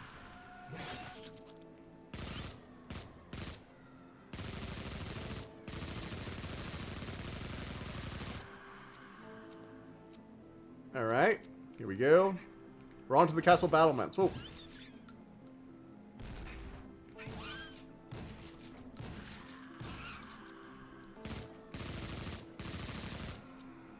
Oof. If you ranting and you don't have reasons, own it, like a badge of honor. Well, yeah, but I don't just want to be the complaints guy. I try not to just, like, complain, even if the point is valid, because, like, everyone knows Blizzard, Activision Blizzard is now a scummy company. That's not, like, new news. I do like to clarify that I think the people who used to work at Blizzard seem like cool people. From everything I can tell, before they were acquired by Activision, they seemed like they were made up of people who actually were passionate about what they did. And a lot of Blizzard's early stuff laid the foundation for modern gaming in a lot of ways. So I really kind of try and separate because it is a company. The people come and went, but the company name might stay the same, but the people came and went. So I really do try and keep separate the Blizzard that did Warcraft 3 Reforged and the Blizzard who actually made Warcraft 3 and didn't just try and cash in on something good.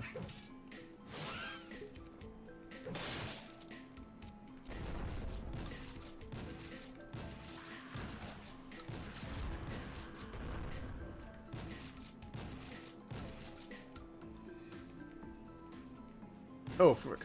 Come on. Oh, fuck.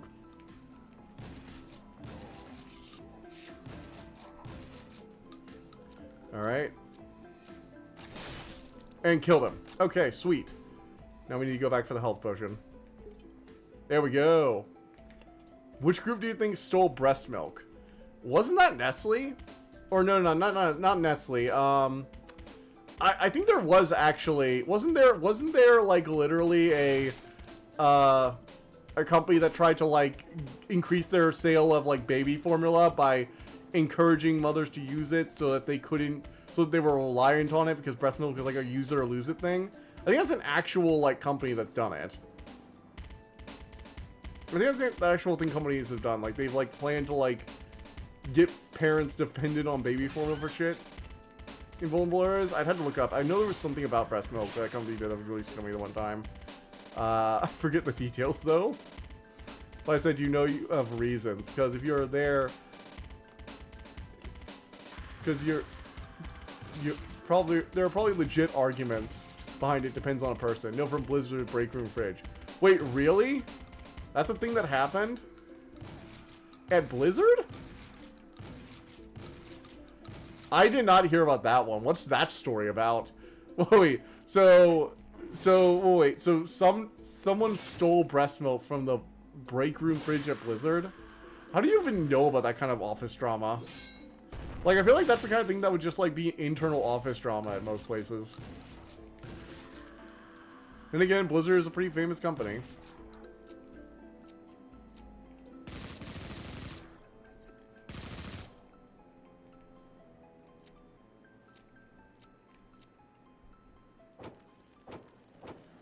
Oh, look at this. Look at me go. Sniping him from a distance using the battlements. Yes! Got him.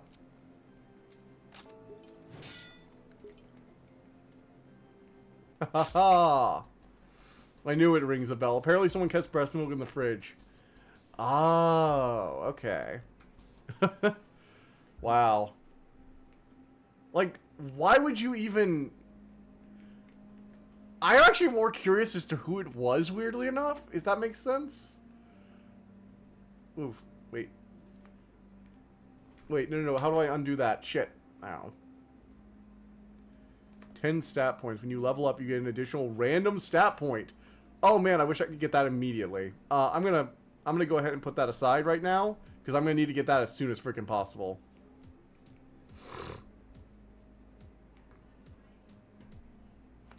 Alright, we want to get the lightning staff later. I guess next level. Let's go!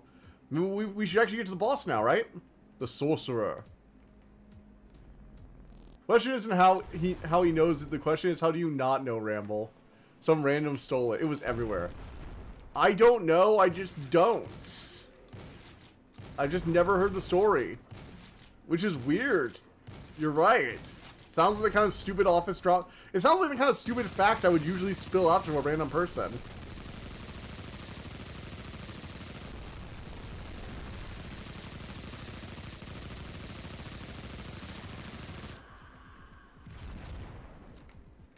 Oof.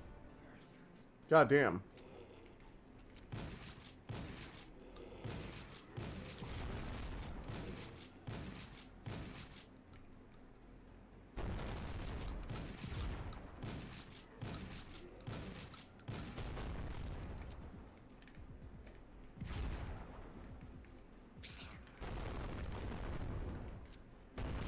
Oh, shit. Get him! Get him! Get him! Dynamite! Go! Oh, shit. God damn it. I don't think TDL would spill breast milk facts to random people. It was a massive controversy. How is it a massive controversy? I don't understand. Like, I get that it's workplace drama, but, like, I don't understand how it's a massive controversy. Oh my god, I'm dying like crazy. Okay,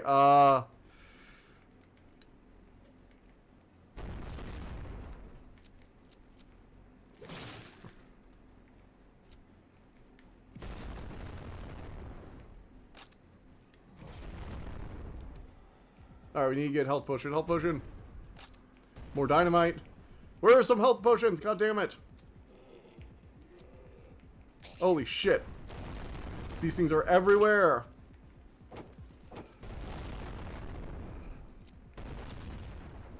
Oh my god. Alright, where can I go for health? Holy shit. Oh my god, oh my god. Okay, this is a bit of a problem. This boss is actually kind of tough. He's got a lot of minions. He's got a lot of minions. Then again, he is a boss.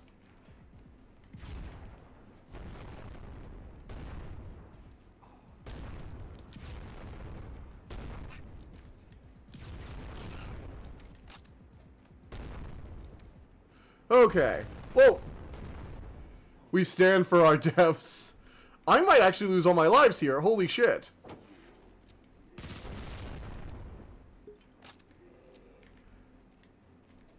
I mean, I think the dynamite's doing the most damage, but oh my god, he can just like... Frick. Alright, his damage is like insane, and I can't find all the health potions, and oh my god, I'm gonna die. Okay, health potion. The tiny health potion that does fucking nothing.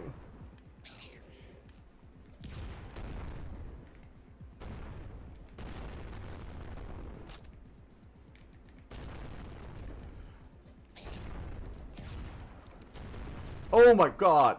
Okay, I need to try a different strategy here. I need to try out something different because this is clearly not working. What am I supposed to do? Where did the health bar went? It's being blocked by my big head. Sorry. Oh my god. It's being blocked by my big head.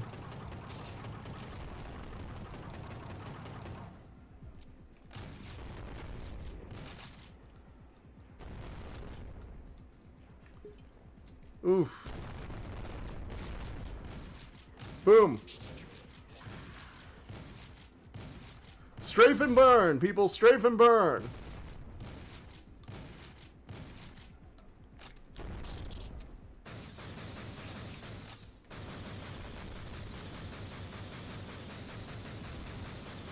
Lightning. Okay. Keep going, keep going. We got this, we got this. Overload him with damage.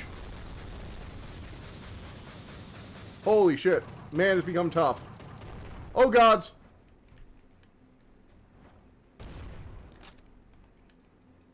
Oh, gods. Oh, frick. He's buff. He's buff. I thought he was a wizard. Wizards aren't supposed to be able to box unless they're MASH. Oh, gods. He's a wizard that can box.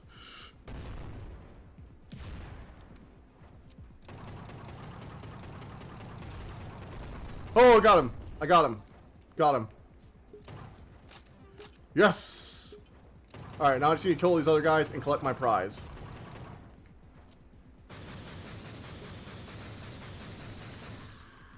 Alright, I want to collect all the money too so I can level up properly. In addition to breast milk being stolen from the fridge, they also refuse to put locks on the door, locks on the room designated for breast pumping women. People just walk right in and watch. Oh, actually, I think I did hear about that. Actually, I think I did hear about something like that back in the day. Actually, that second part sounds familiar. That second part sounds way more familiar, actually. Okay, is there any money I'm forgetting? Found this gemstone. Hey, zombie, please die. I got my magic staff. We're just looking around to make sure we're getting all the money before we go to the exit. Want to make sure we got all we can from the boss. Wow, these zombies are really just relentless. They're just gonna spawn infinitely, aren't they? Wonder if there is a set number to them. Probably not. Doesn't seem like there needs to be. Alright, we're good. Yeah. Alright. So, we've beaten the first boss, which is nice. And now we cannot get student yet. That's a shame.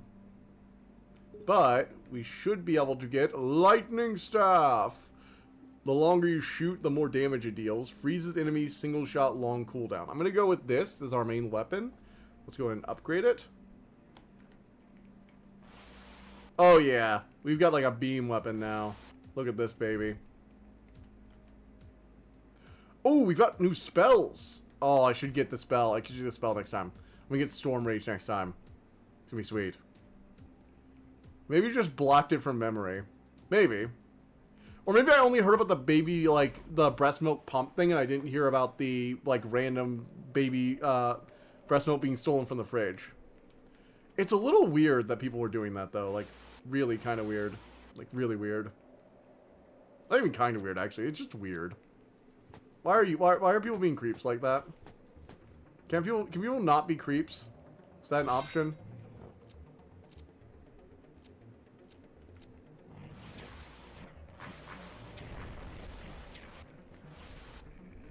Oh my gosh, this thing just melts. This is great. I should have had this earlier. If I had had this for that boss fight, that would have been easy. Oh my god, I regret taking the Magnum upgrade so badly. Yeah, it's draining my mana pool. What do I care? They're all dead.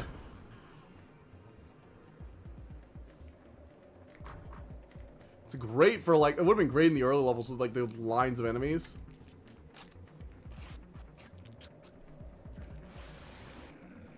Oh my god, this thing is literally just, like, melts everyone. Oh, they're like ice cube eyes. Okay. Like, they want to be frozen in the ice. Oof, shit. Got him.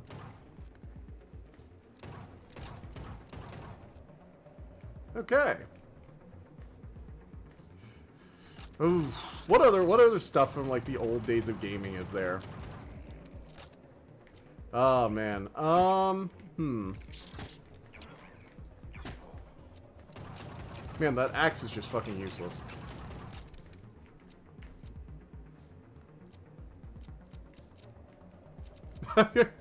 By the way, I want to say something about this, though. First, I want to say something here. So, there's... Oh, God, how do I do it again?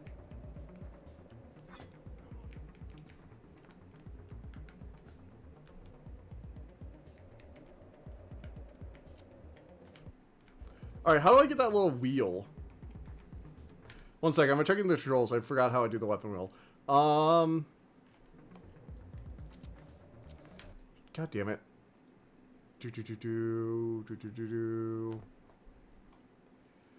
Weapon wheels are. Okay, so this thing is stupid.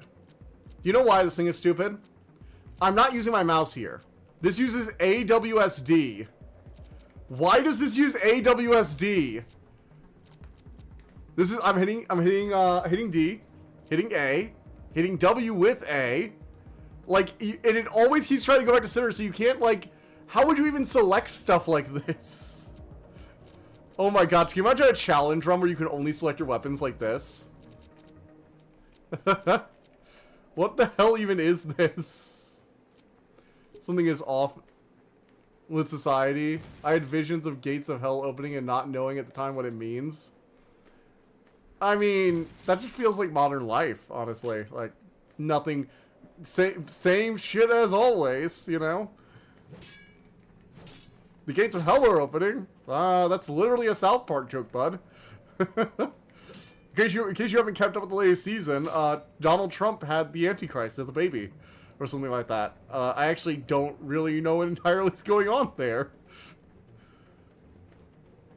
But yeah, Donald Trump gave birth to the Antichrist. Because he's fucking Satan.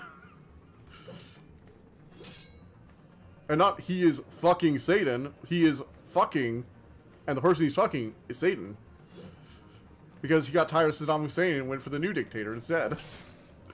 Oh, South Park is kind of wild. It's a little amazing that South Park is still on the air, despite the fact that they desperately seem to want to stop. Like, the creators of South Park desperately want their show to get canceled, and it just isn't.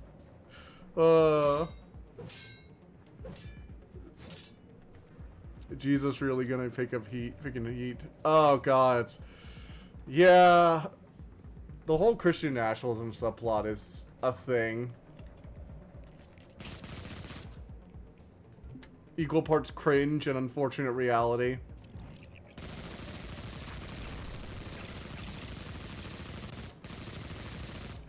I do kind of like what they do with PC Principal, though, where it's like he's literally just, he's fully revealed as just like, I mean, he always kind of was. He was, in the first season, they made it very clear he was very much doing whatever was like, he thought would make him cool, essentially. And the fact that they've turned that on its head with this character to show how shallow people can be is kind of interesting. I like that.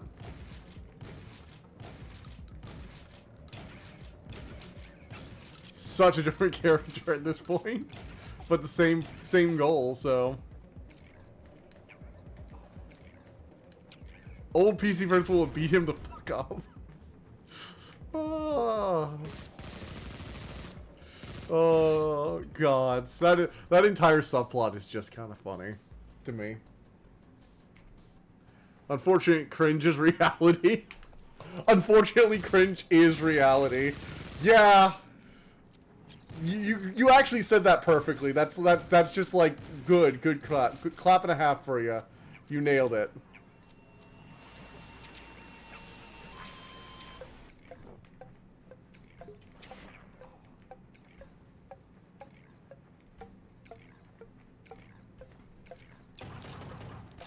Got it.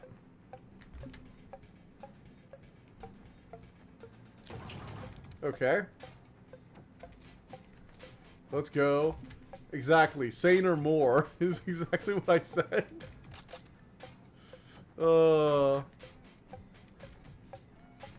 man. Reality became a joke sometime long before I was born, probably. Reality has always been ridiculous. I blame Ronald Reagan for this and for the current state of the world and many other things. Unrelated to just, like, the general topic that we're on. I feel like every time I get an analysis of, like, the world and its shittiness, Ronald Reagan somehow comes up. Like, why is everything shitty? Well, Ronald Reagan started this with blah, blah, blah. Well, a lot of this kind of kicked off in the Reagan era with such and such. Well, they deregulated this industry in the Reagan era. It's not only dragons and rainbows, it's also apostles. Let's talk about dragons and rainbows. Dragons and rainbows sound like a lot more fun than reality. That's part of the reason I read shit. What is a cool thing? Oh, there's this really interesting there's this new interesting book I'm actually going to be picking up soon, where, like, you have, like, a kind of Jake Long, people can be dragons, and sometimes it skips generations thing going on. And the main character is going to go to, like, a dragon academy. So I'm kind of interested to see where this is going. It looks kind of cool. The initial cover on it, I forget what the name of the book is right now, but you can probably find it online if you're looking for just, like, dragon books that have been released recently. It looks like a really cool thing, and also dragons, so, you know. I would recommend you some books that are less, like, a little more morally complex. But let's talk about stuff that's just fun. Aragon is just fun. I like Aragon. Aragon is a great series. How dare you? Reagan is God. My parents told me so.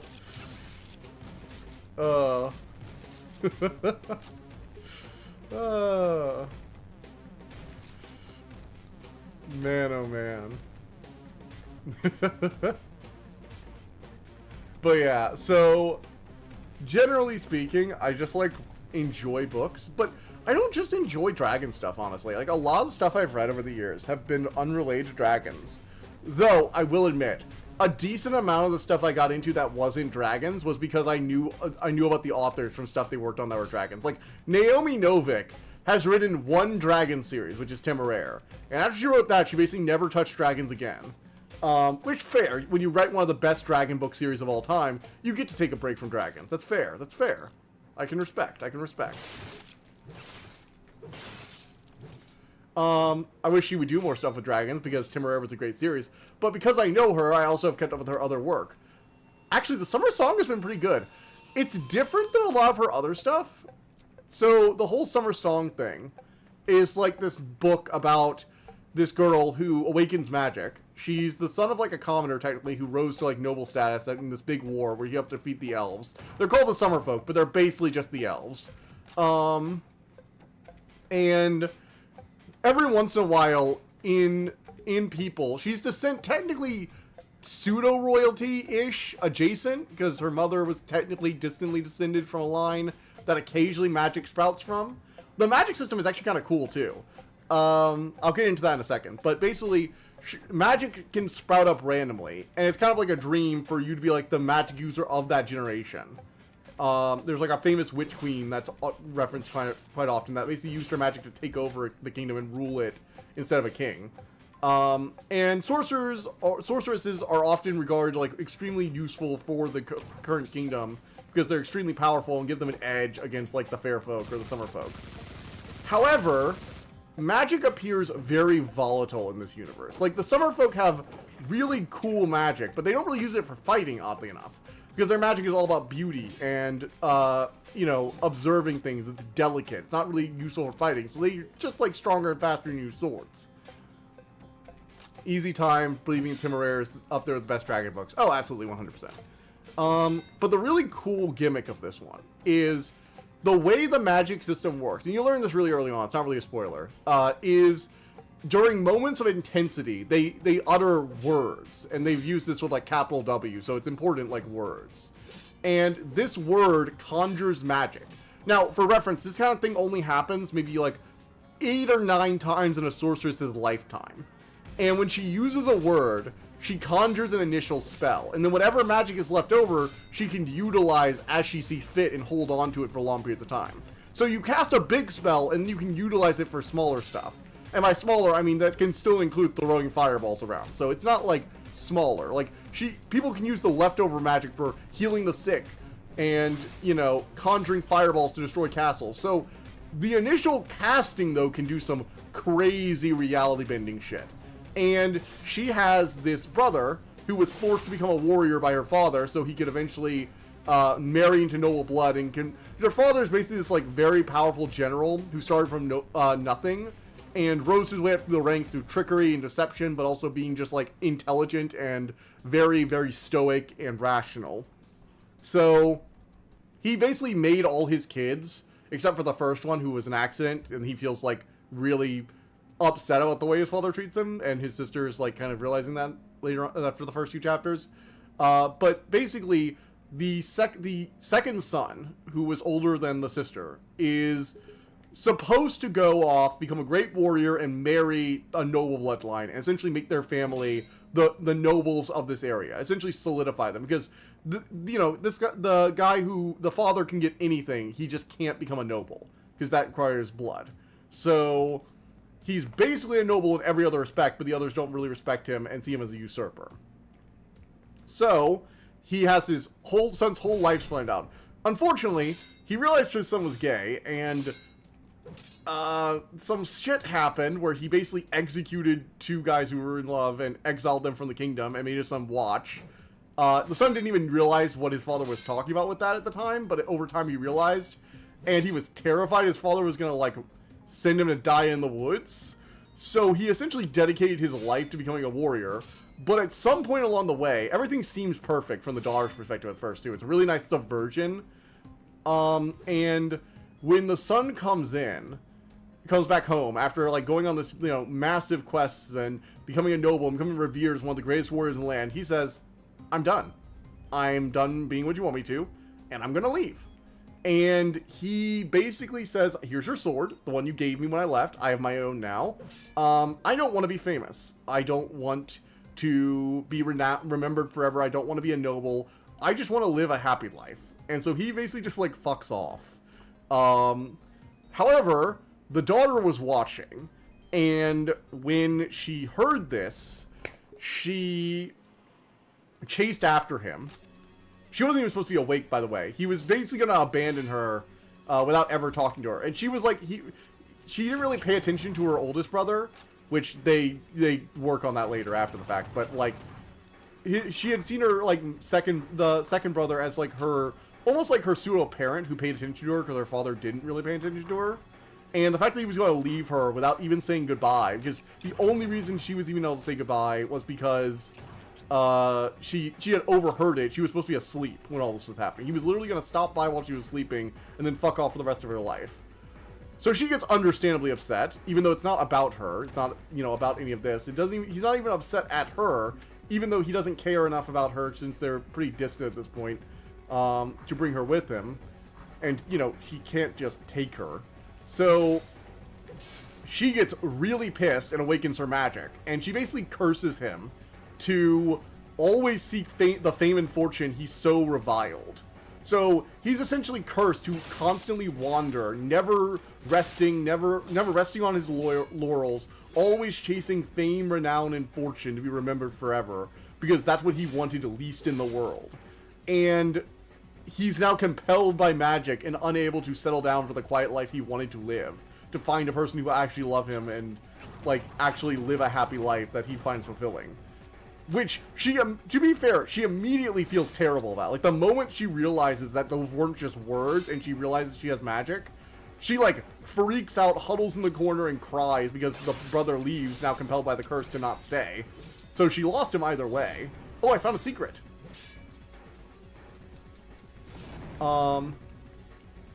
And there's this, like, beautiful moment where, like, people are, like, the father's plans are just in ruin. So this, like, brilliant tactician who always had every detail of his life planned down, and it's now just a wreck. The older brother, who was, like, a bastard he had with a common woman he was seeing on the side, is now in charge of the household, basically, and the sister is, like, trying to help him out and do her best, because their father is basically, like, just dead on his feet, and they have a lot of enemies who would really like to see the upstart commoners get, like, punched in the gut and left for dead. So they have enemies. They can't just afford to, like, sit back and do nothing.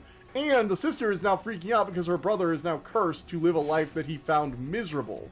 Literally, he gave up his name, which for them, they would have been a big deal because they were, you know, commoners and everything like that. He gave up his sword, he gave up any attachment to his family, all just in the hope that he'd be able to live a happy life. And she took that from him, and she feels just awful. So it's basically a story about her trying to master her magic and go into the Summerlands to find a solution, find her brother, and use the magic to cure him. And it's pretty good. It plays out sort of like a classic fairy tale in a lot of ways, which Naomi Novik has some experience with. Things like Spinning Silver, which was an adaptation of the, like, Rumpelstiltskin story. So, you know, it is a really cool story with a really interesting magic system. The idea of, like, magic erupting in these big bursts, and then you get to use powers for a little bit while after, but you have kind of less control over, like, the big workings. They're very emotionally tied. Reminds me a lot of, like, dragon magic in Aragon, you know? So that's really cool.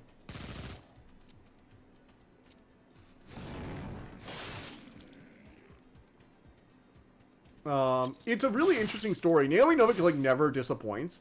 I will say, I don't think it's as good as, like, Deadly Education or Chimeraire. I think those are still, like, or Uprooted, for that matter. Uprooted is also really good. I don't think they're quite as good as those stories. But I do think it's a really nice story, and one of the benefits is it's really short.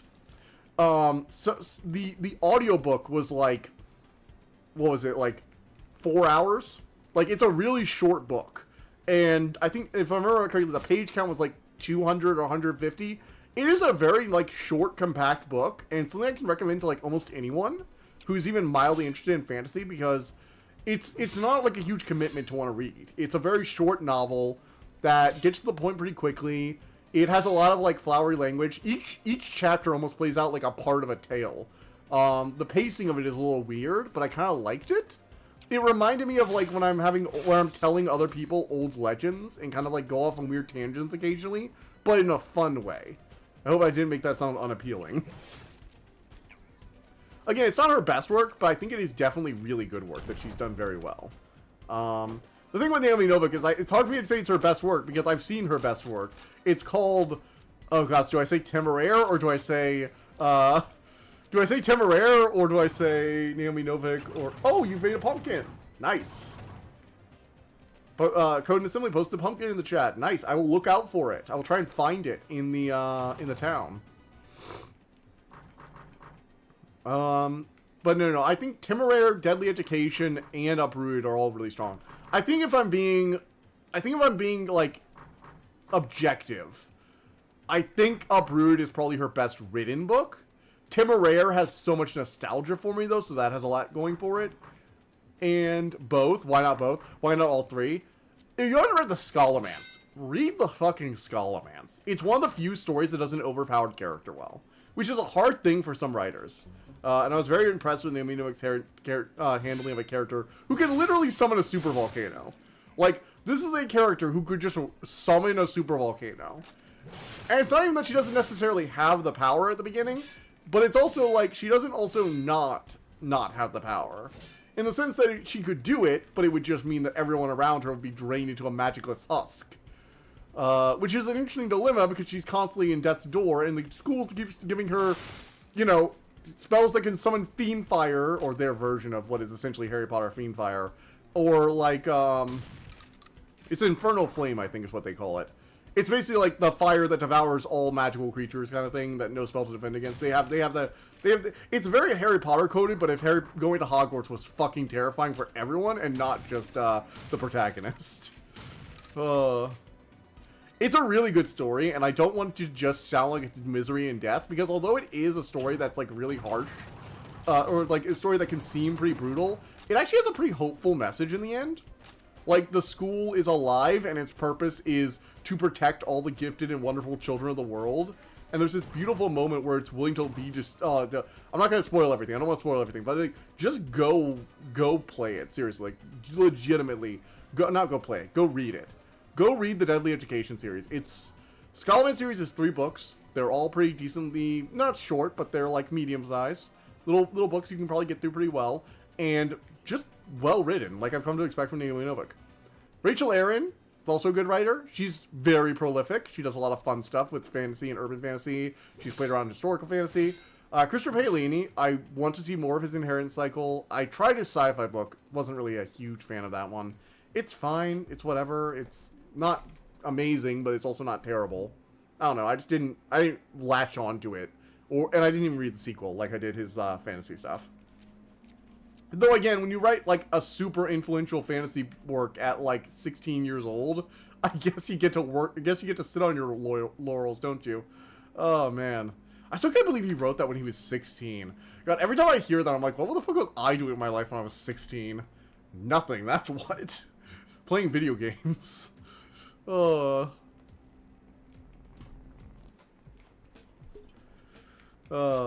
one regret I think I actually have. It's not starting stuff like this earlier, like starting stuff like the channel.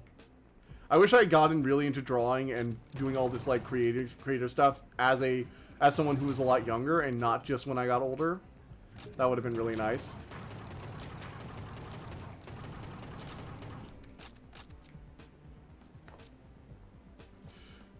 Man, oh man.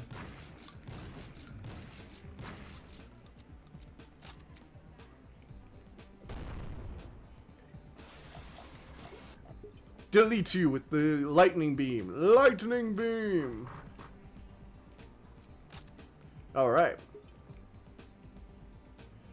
I think we're about to get off today because I unfortunately, oh yeah. I also have to get going early tomorrow because even though I'm not on call, I am on call because guess what? There was a scheduling conflict and long story short, everyone else on my team is out and they need a morning deployment going. So I'm going to do like a 9.5 hour shift, which is going to be fun, I suppose. Technically it's 9 hours because I have a 30-minute lunch, but like I'm going to be there for 9.5 hours. Tomorrow is going to be exhausting. I'm going to wake up an hour earlier and then I'm going to be on call next week too. Oh god, it's going to be so terrible. It's going to be awful. Legitimately terrible. I'm going to be so tired, but I still have to, like, finish and work on stuff when I get back, too.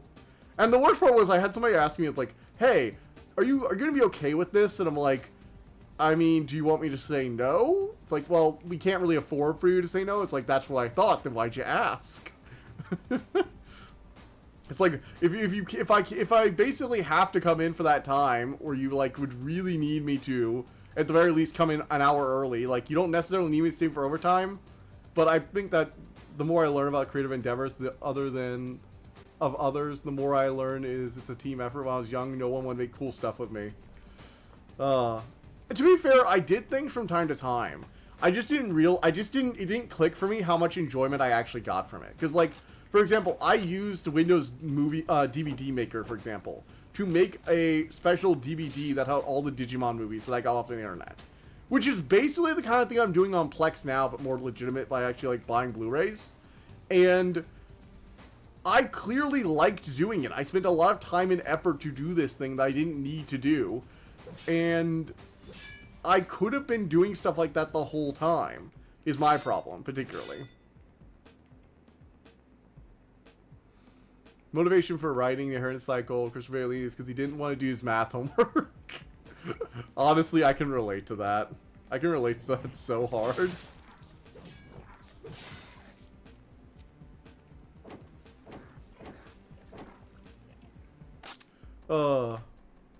Alright.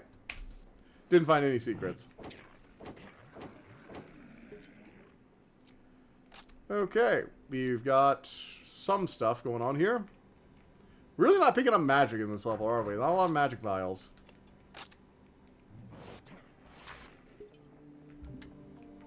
The pillar hath descended.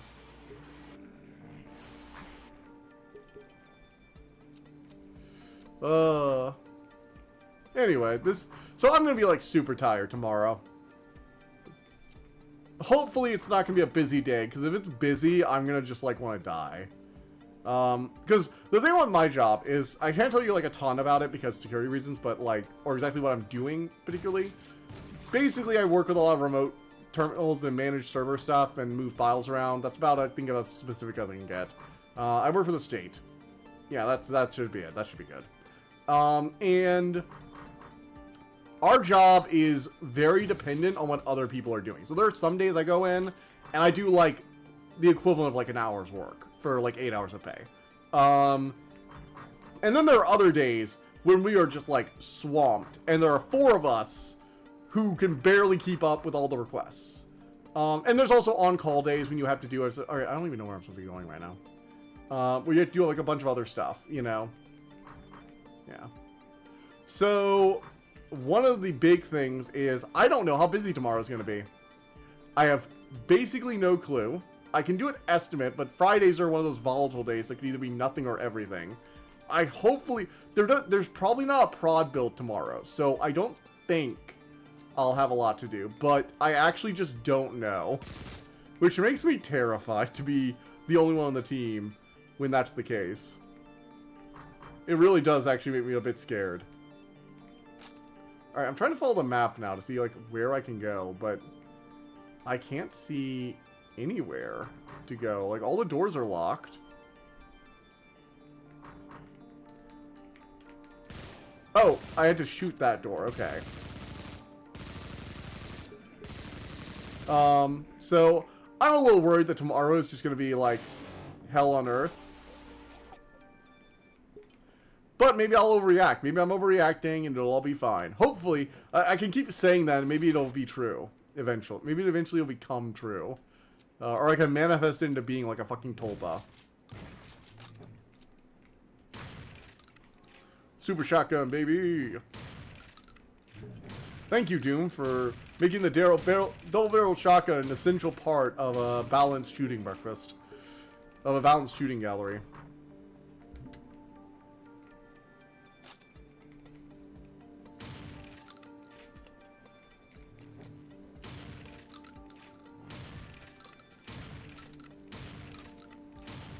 Ah, the super shotgun. Yes! Take a book or 10 to read with you and you'll survive somehow. Yeah, I mean, I usually have an audiobook. Mostly because it's the kind of work I can do with an audiobook playing. It's not like... It's not a lot of work... Most of the time, it's not work that requires a lot of, like, active thought. It's mostly filling out, like, responding to pre-made requests that they need us to do something on the server that only we have access to for security reasons or blah, blah, blah. So it's usually something I can look at the instructions and then kind of just, like, let my fingers do the work while I listen to an audiobook. Which is why I generally, you know, read a lot, because I can listen to audiobooks. I do physically read books, too, and I do generally have physical copies of books, particularly for reviewing, just so I know I'm getting the names right. Although, audiobooks can also be good for, like, making sure you get the pronunciation for names right, actually. One of the reasons I do really like audiobooks is because I am terrible at, like, names and pronunciation. So if I've pronounced a name somehow, based on just reading it, I guarantee you I've done it wrong. I can guarantee it. It's not even a maybe. It is I am absolutely 100% sure I've gotten this name wrong. But yeah. All things considered, though, it would probably be fine. There isn't anything I'm, like, worried about that guaranteed to happen on that day, which is most of the time a good sign. I found none of the secrets. Wow, I am, like, terrible at this. Okay, I think after this level, I'm going to be closing out. How about this? After, if I die or next level. I'm going to make an honest attempt here. Really are. Let's just... Oh. Hey, die.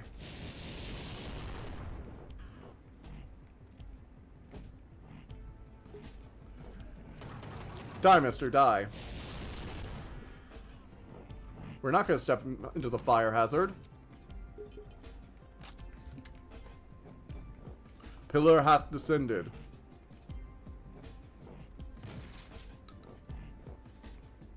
Okay.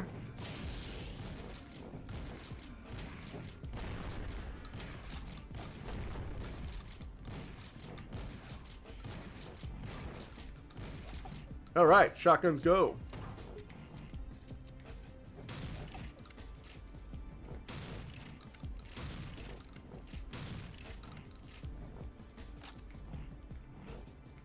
Okay. I think we got him. Oh, I hear something. I hear something. Maybe it's behind the door?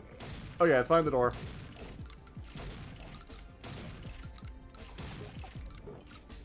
Alrighty. There we go. Got it all. Got them all. Let's go. Come on, come on, come on. Alrighty. So, what else do I have going on? Aside from working on the Claire Obscure review. Yes, I'm still working on it. Yes, it is going to come out eventually. I'm going to try. I actually plan on bringing my laptop with me since I'm going to have even more time there and, like, doing some editing on the side if I have time. That's an if. That's an if I have time. And if I'm not, like, doing a lot of file requests. Hopefully it's a slow day and I can get some more editing done. Man, do I miss, though. Do I miss being able to, like, work from home on Thursdays? Like, I don't think, it was such a relief to be able to work from home on Thursdays and get, like, an hour of extra of sleep and whatever. Oh, so nice. Half-Life 3, right? I want to believe. Half-Life 3 is a myth that Valve has perpetrated for the sake of advertising. That's my conspiracy theory. That's my conspiracy theory, kids.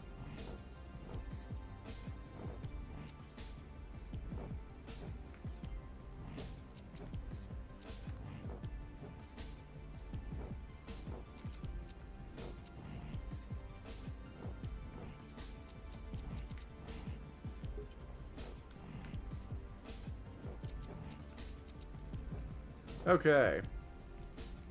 What else? What else? Do we have any other...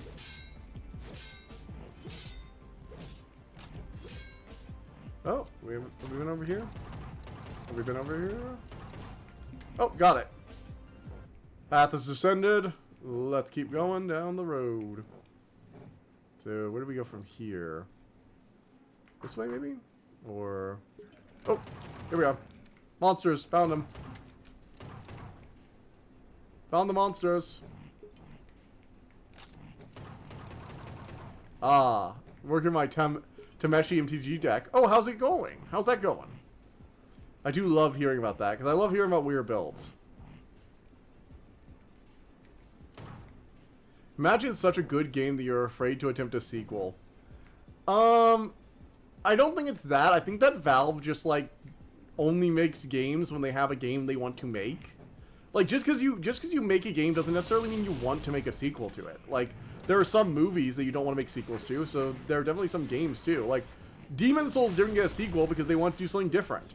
That story had been told. They wanted to tell a different story, or the same story, but a little bit different.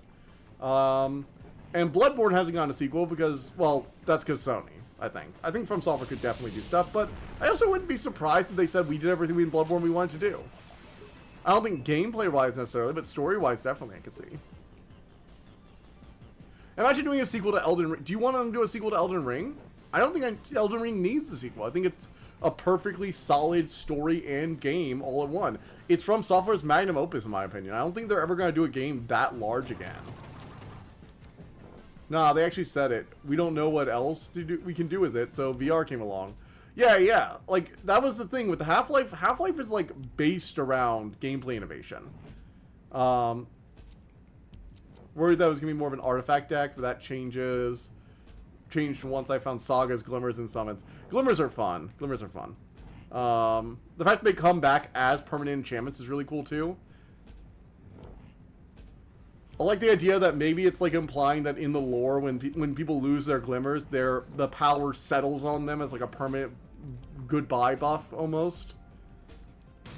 Enchantments that actually get into the graveyard, yeah. Enchantments that actually hit the graveyard.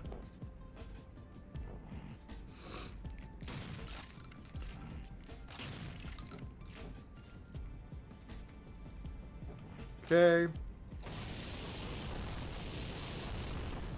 And... oh my god, this level's long.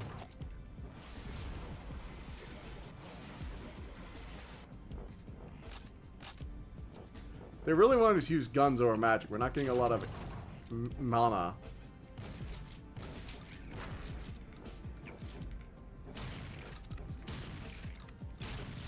Holy shit!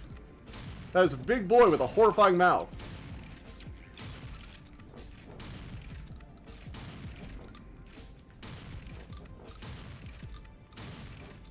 Okay. There's the exit.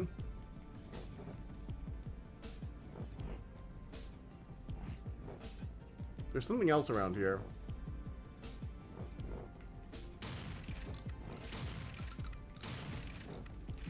I keep hearing something. Alright, you know what? We're gonna end this level. Level complete. Alright. Elden Ring was always hell of impressive, even pre-premiere. Yeah, knowing about seeing how they expand on it, it was something alright. Yeah, I really loved Shadow of the Archer too. Like, From Software, I'll actually say this before we close off today. From Software is one of those developers who can just always make good content. They make actually good expansions. I'm not going to insult From Software by calling what they do, you know, by calling their stuff, what is the word I'm looking for? I'm not going to call it a DLC. From Software doesn't do DLCs. They do expansion packs, like classic expansion packs, like what Blizzard used to do for their games. When they do that, when they make a add-on to a game, they put their heart and soul into it. Basically, all the DLCs for From Software games have been, okay, most enchantments still on the board, makes Temesti kind of pointless. That being said, Gift of Mortality is fun. Summons from Final Fantasy set. Yeah, the summons are definitely good for your set. Sagas are good because they go away. Sagas can be kind of nice too because they can get like weird triggers. Also, fun fact about it, you can mass proliferate counters in order to get all of the Saga effects quickly, and then you can bring them back. Like, there's a really cool thing where you can like mass proliferate to get multiple Saga effects in a turn. It's really kind of cool. Although I've mostly seen like a Tom Bombadil deck. Anyway, this is I think where we're going to end off for now. It's been fun. It has been really fun. But it is now 9:30, and as I said, I have to get up early tomorrow. Actually, it's 9:40. I really need to start getting ready for tomorrow. I need to make sure my laptop has like everything I need on it. Anyway, I will see you guys all next time. Bye.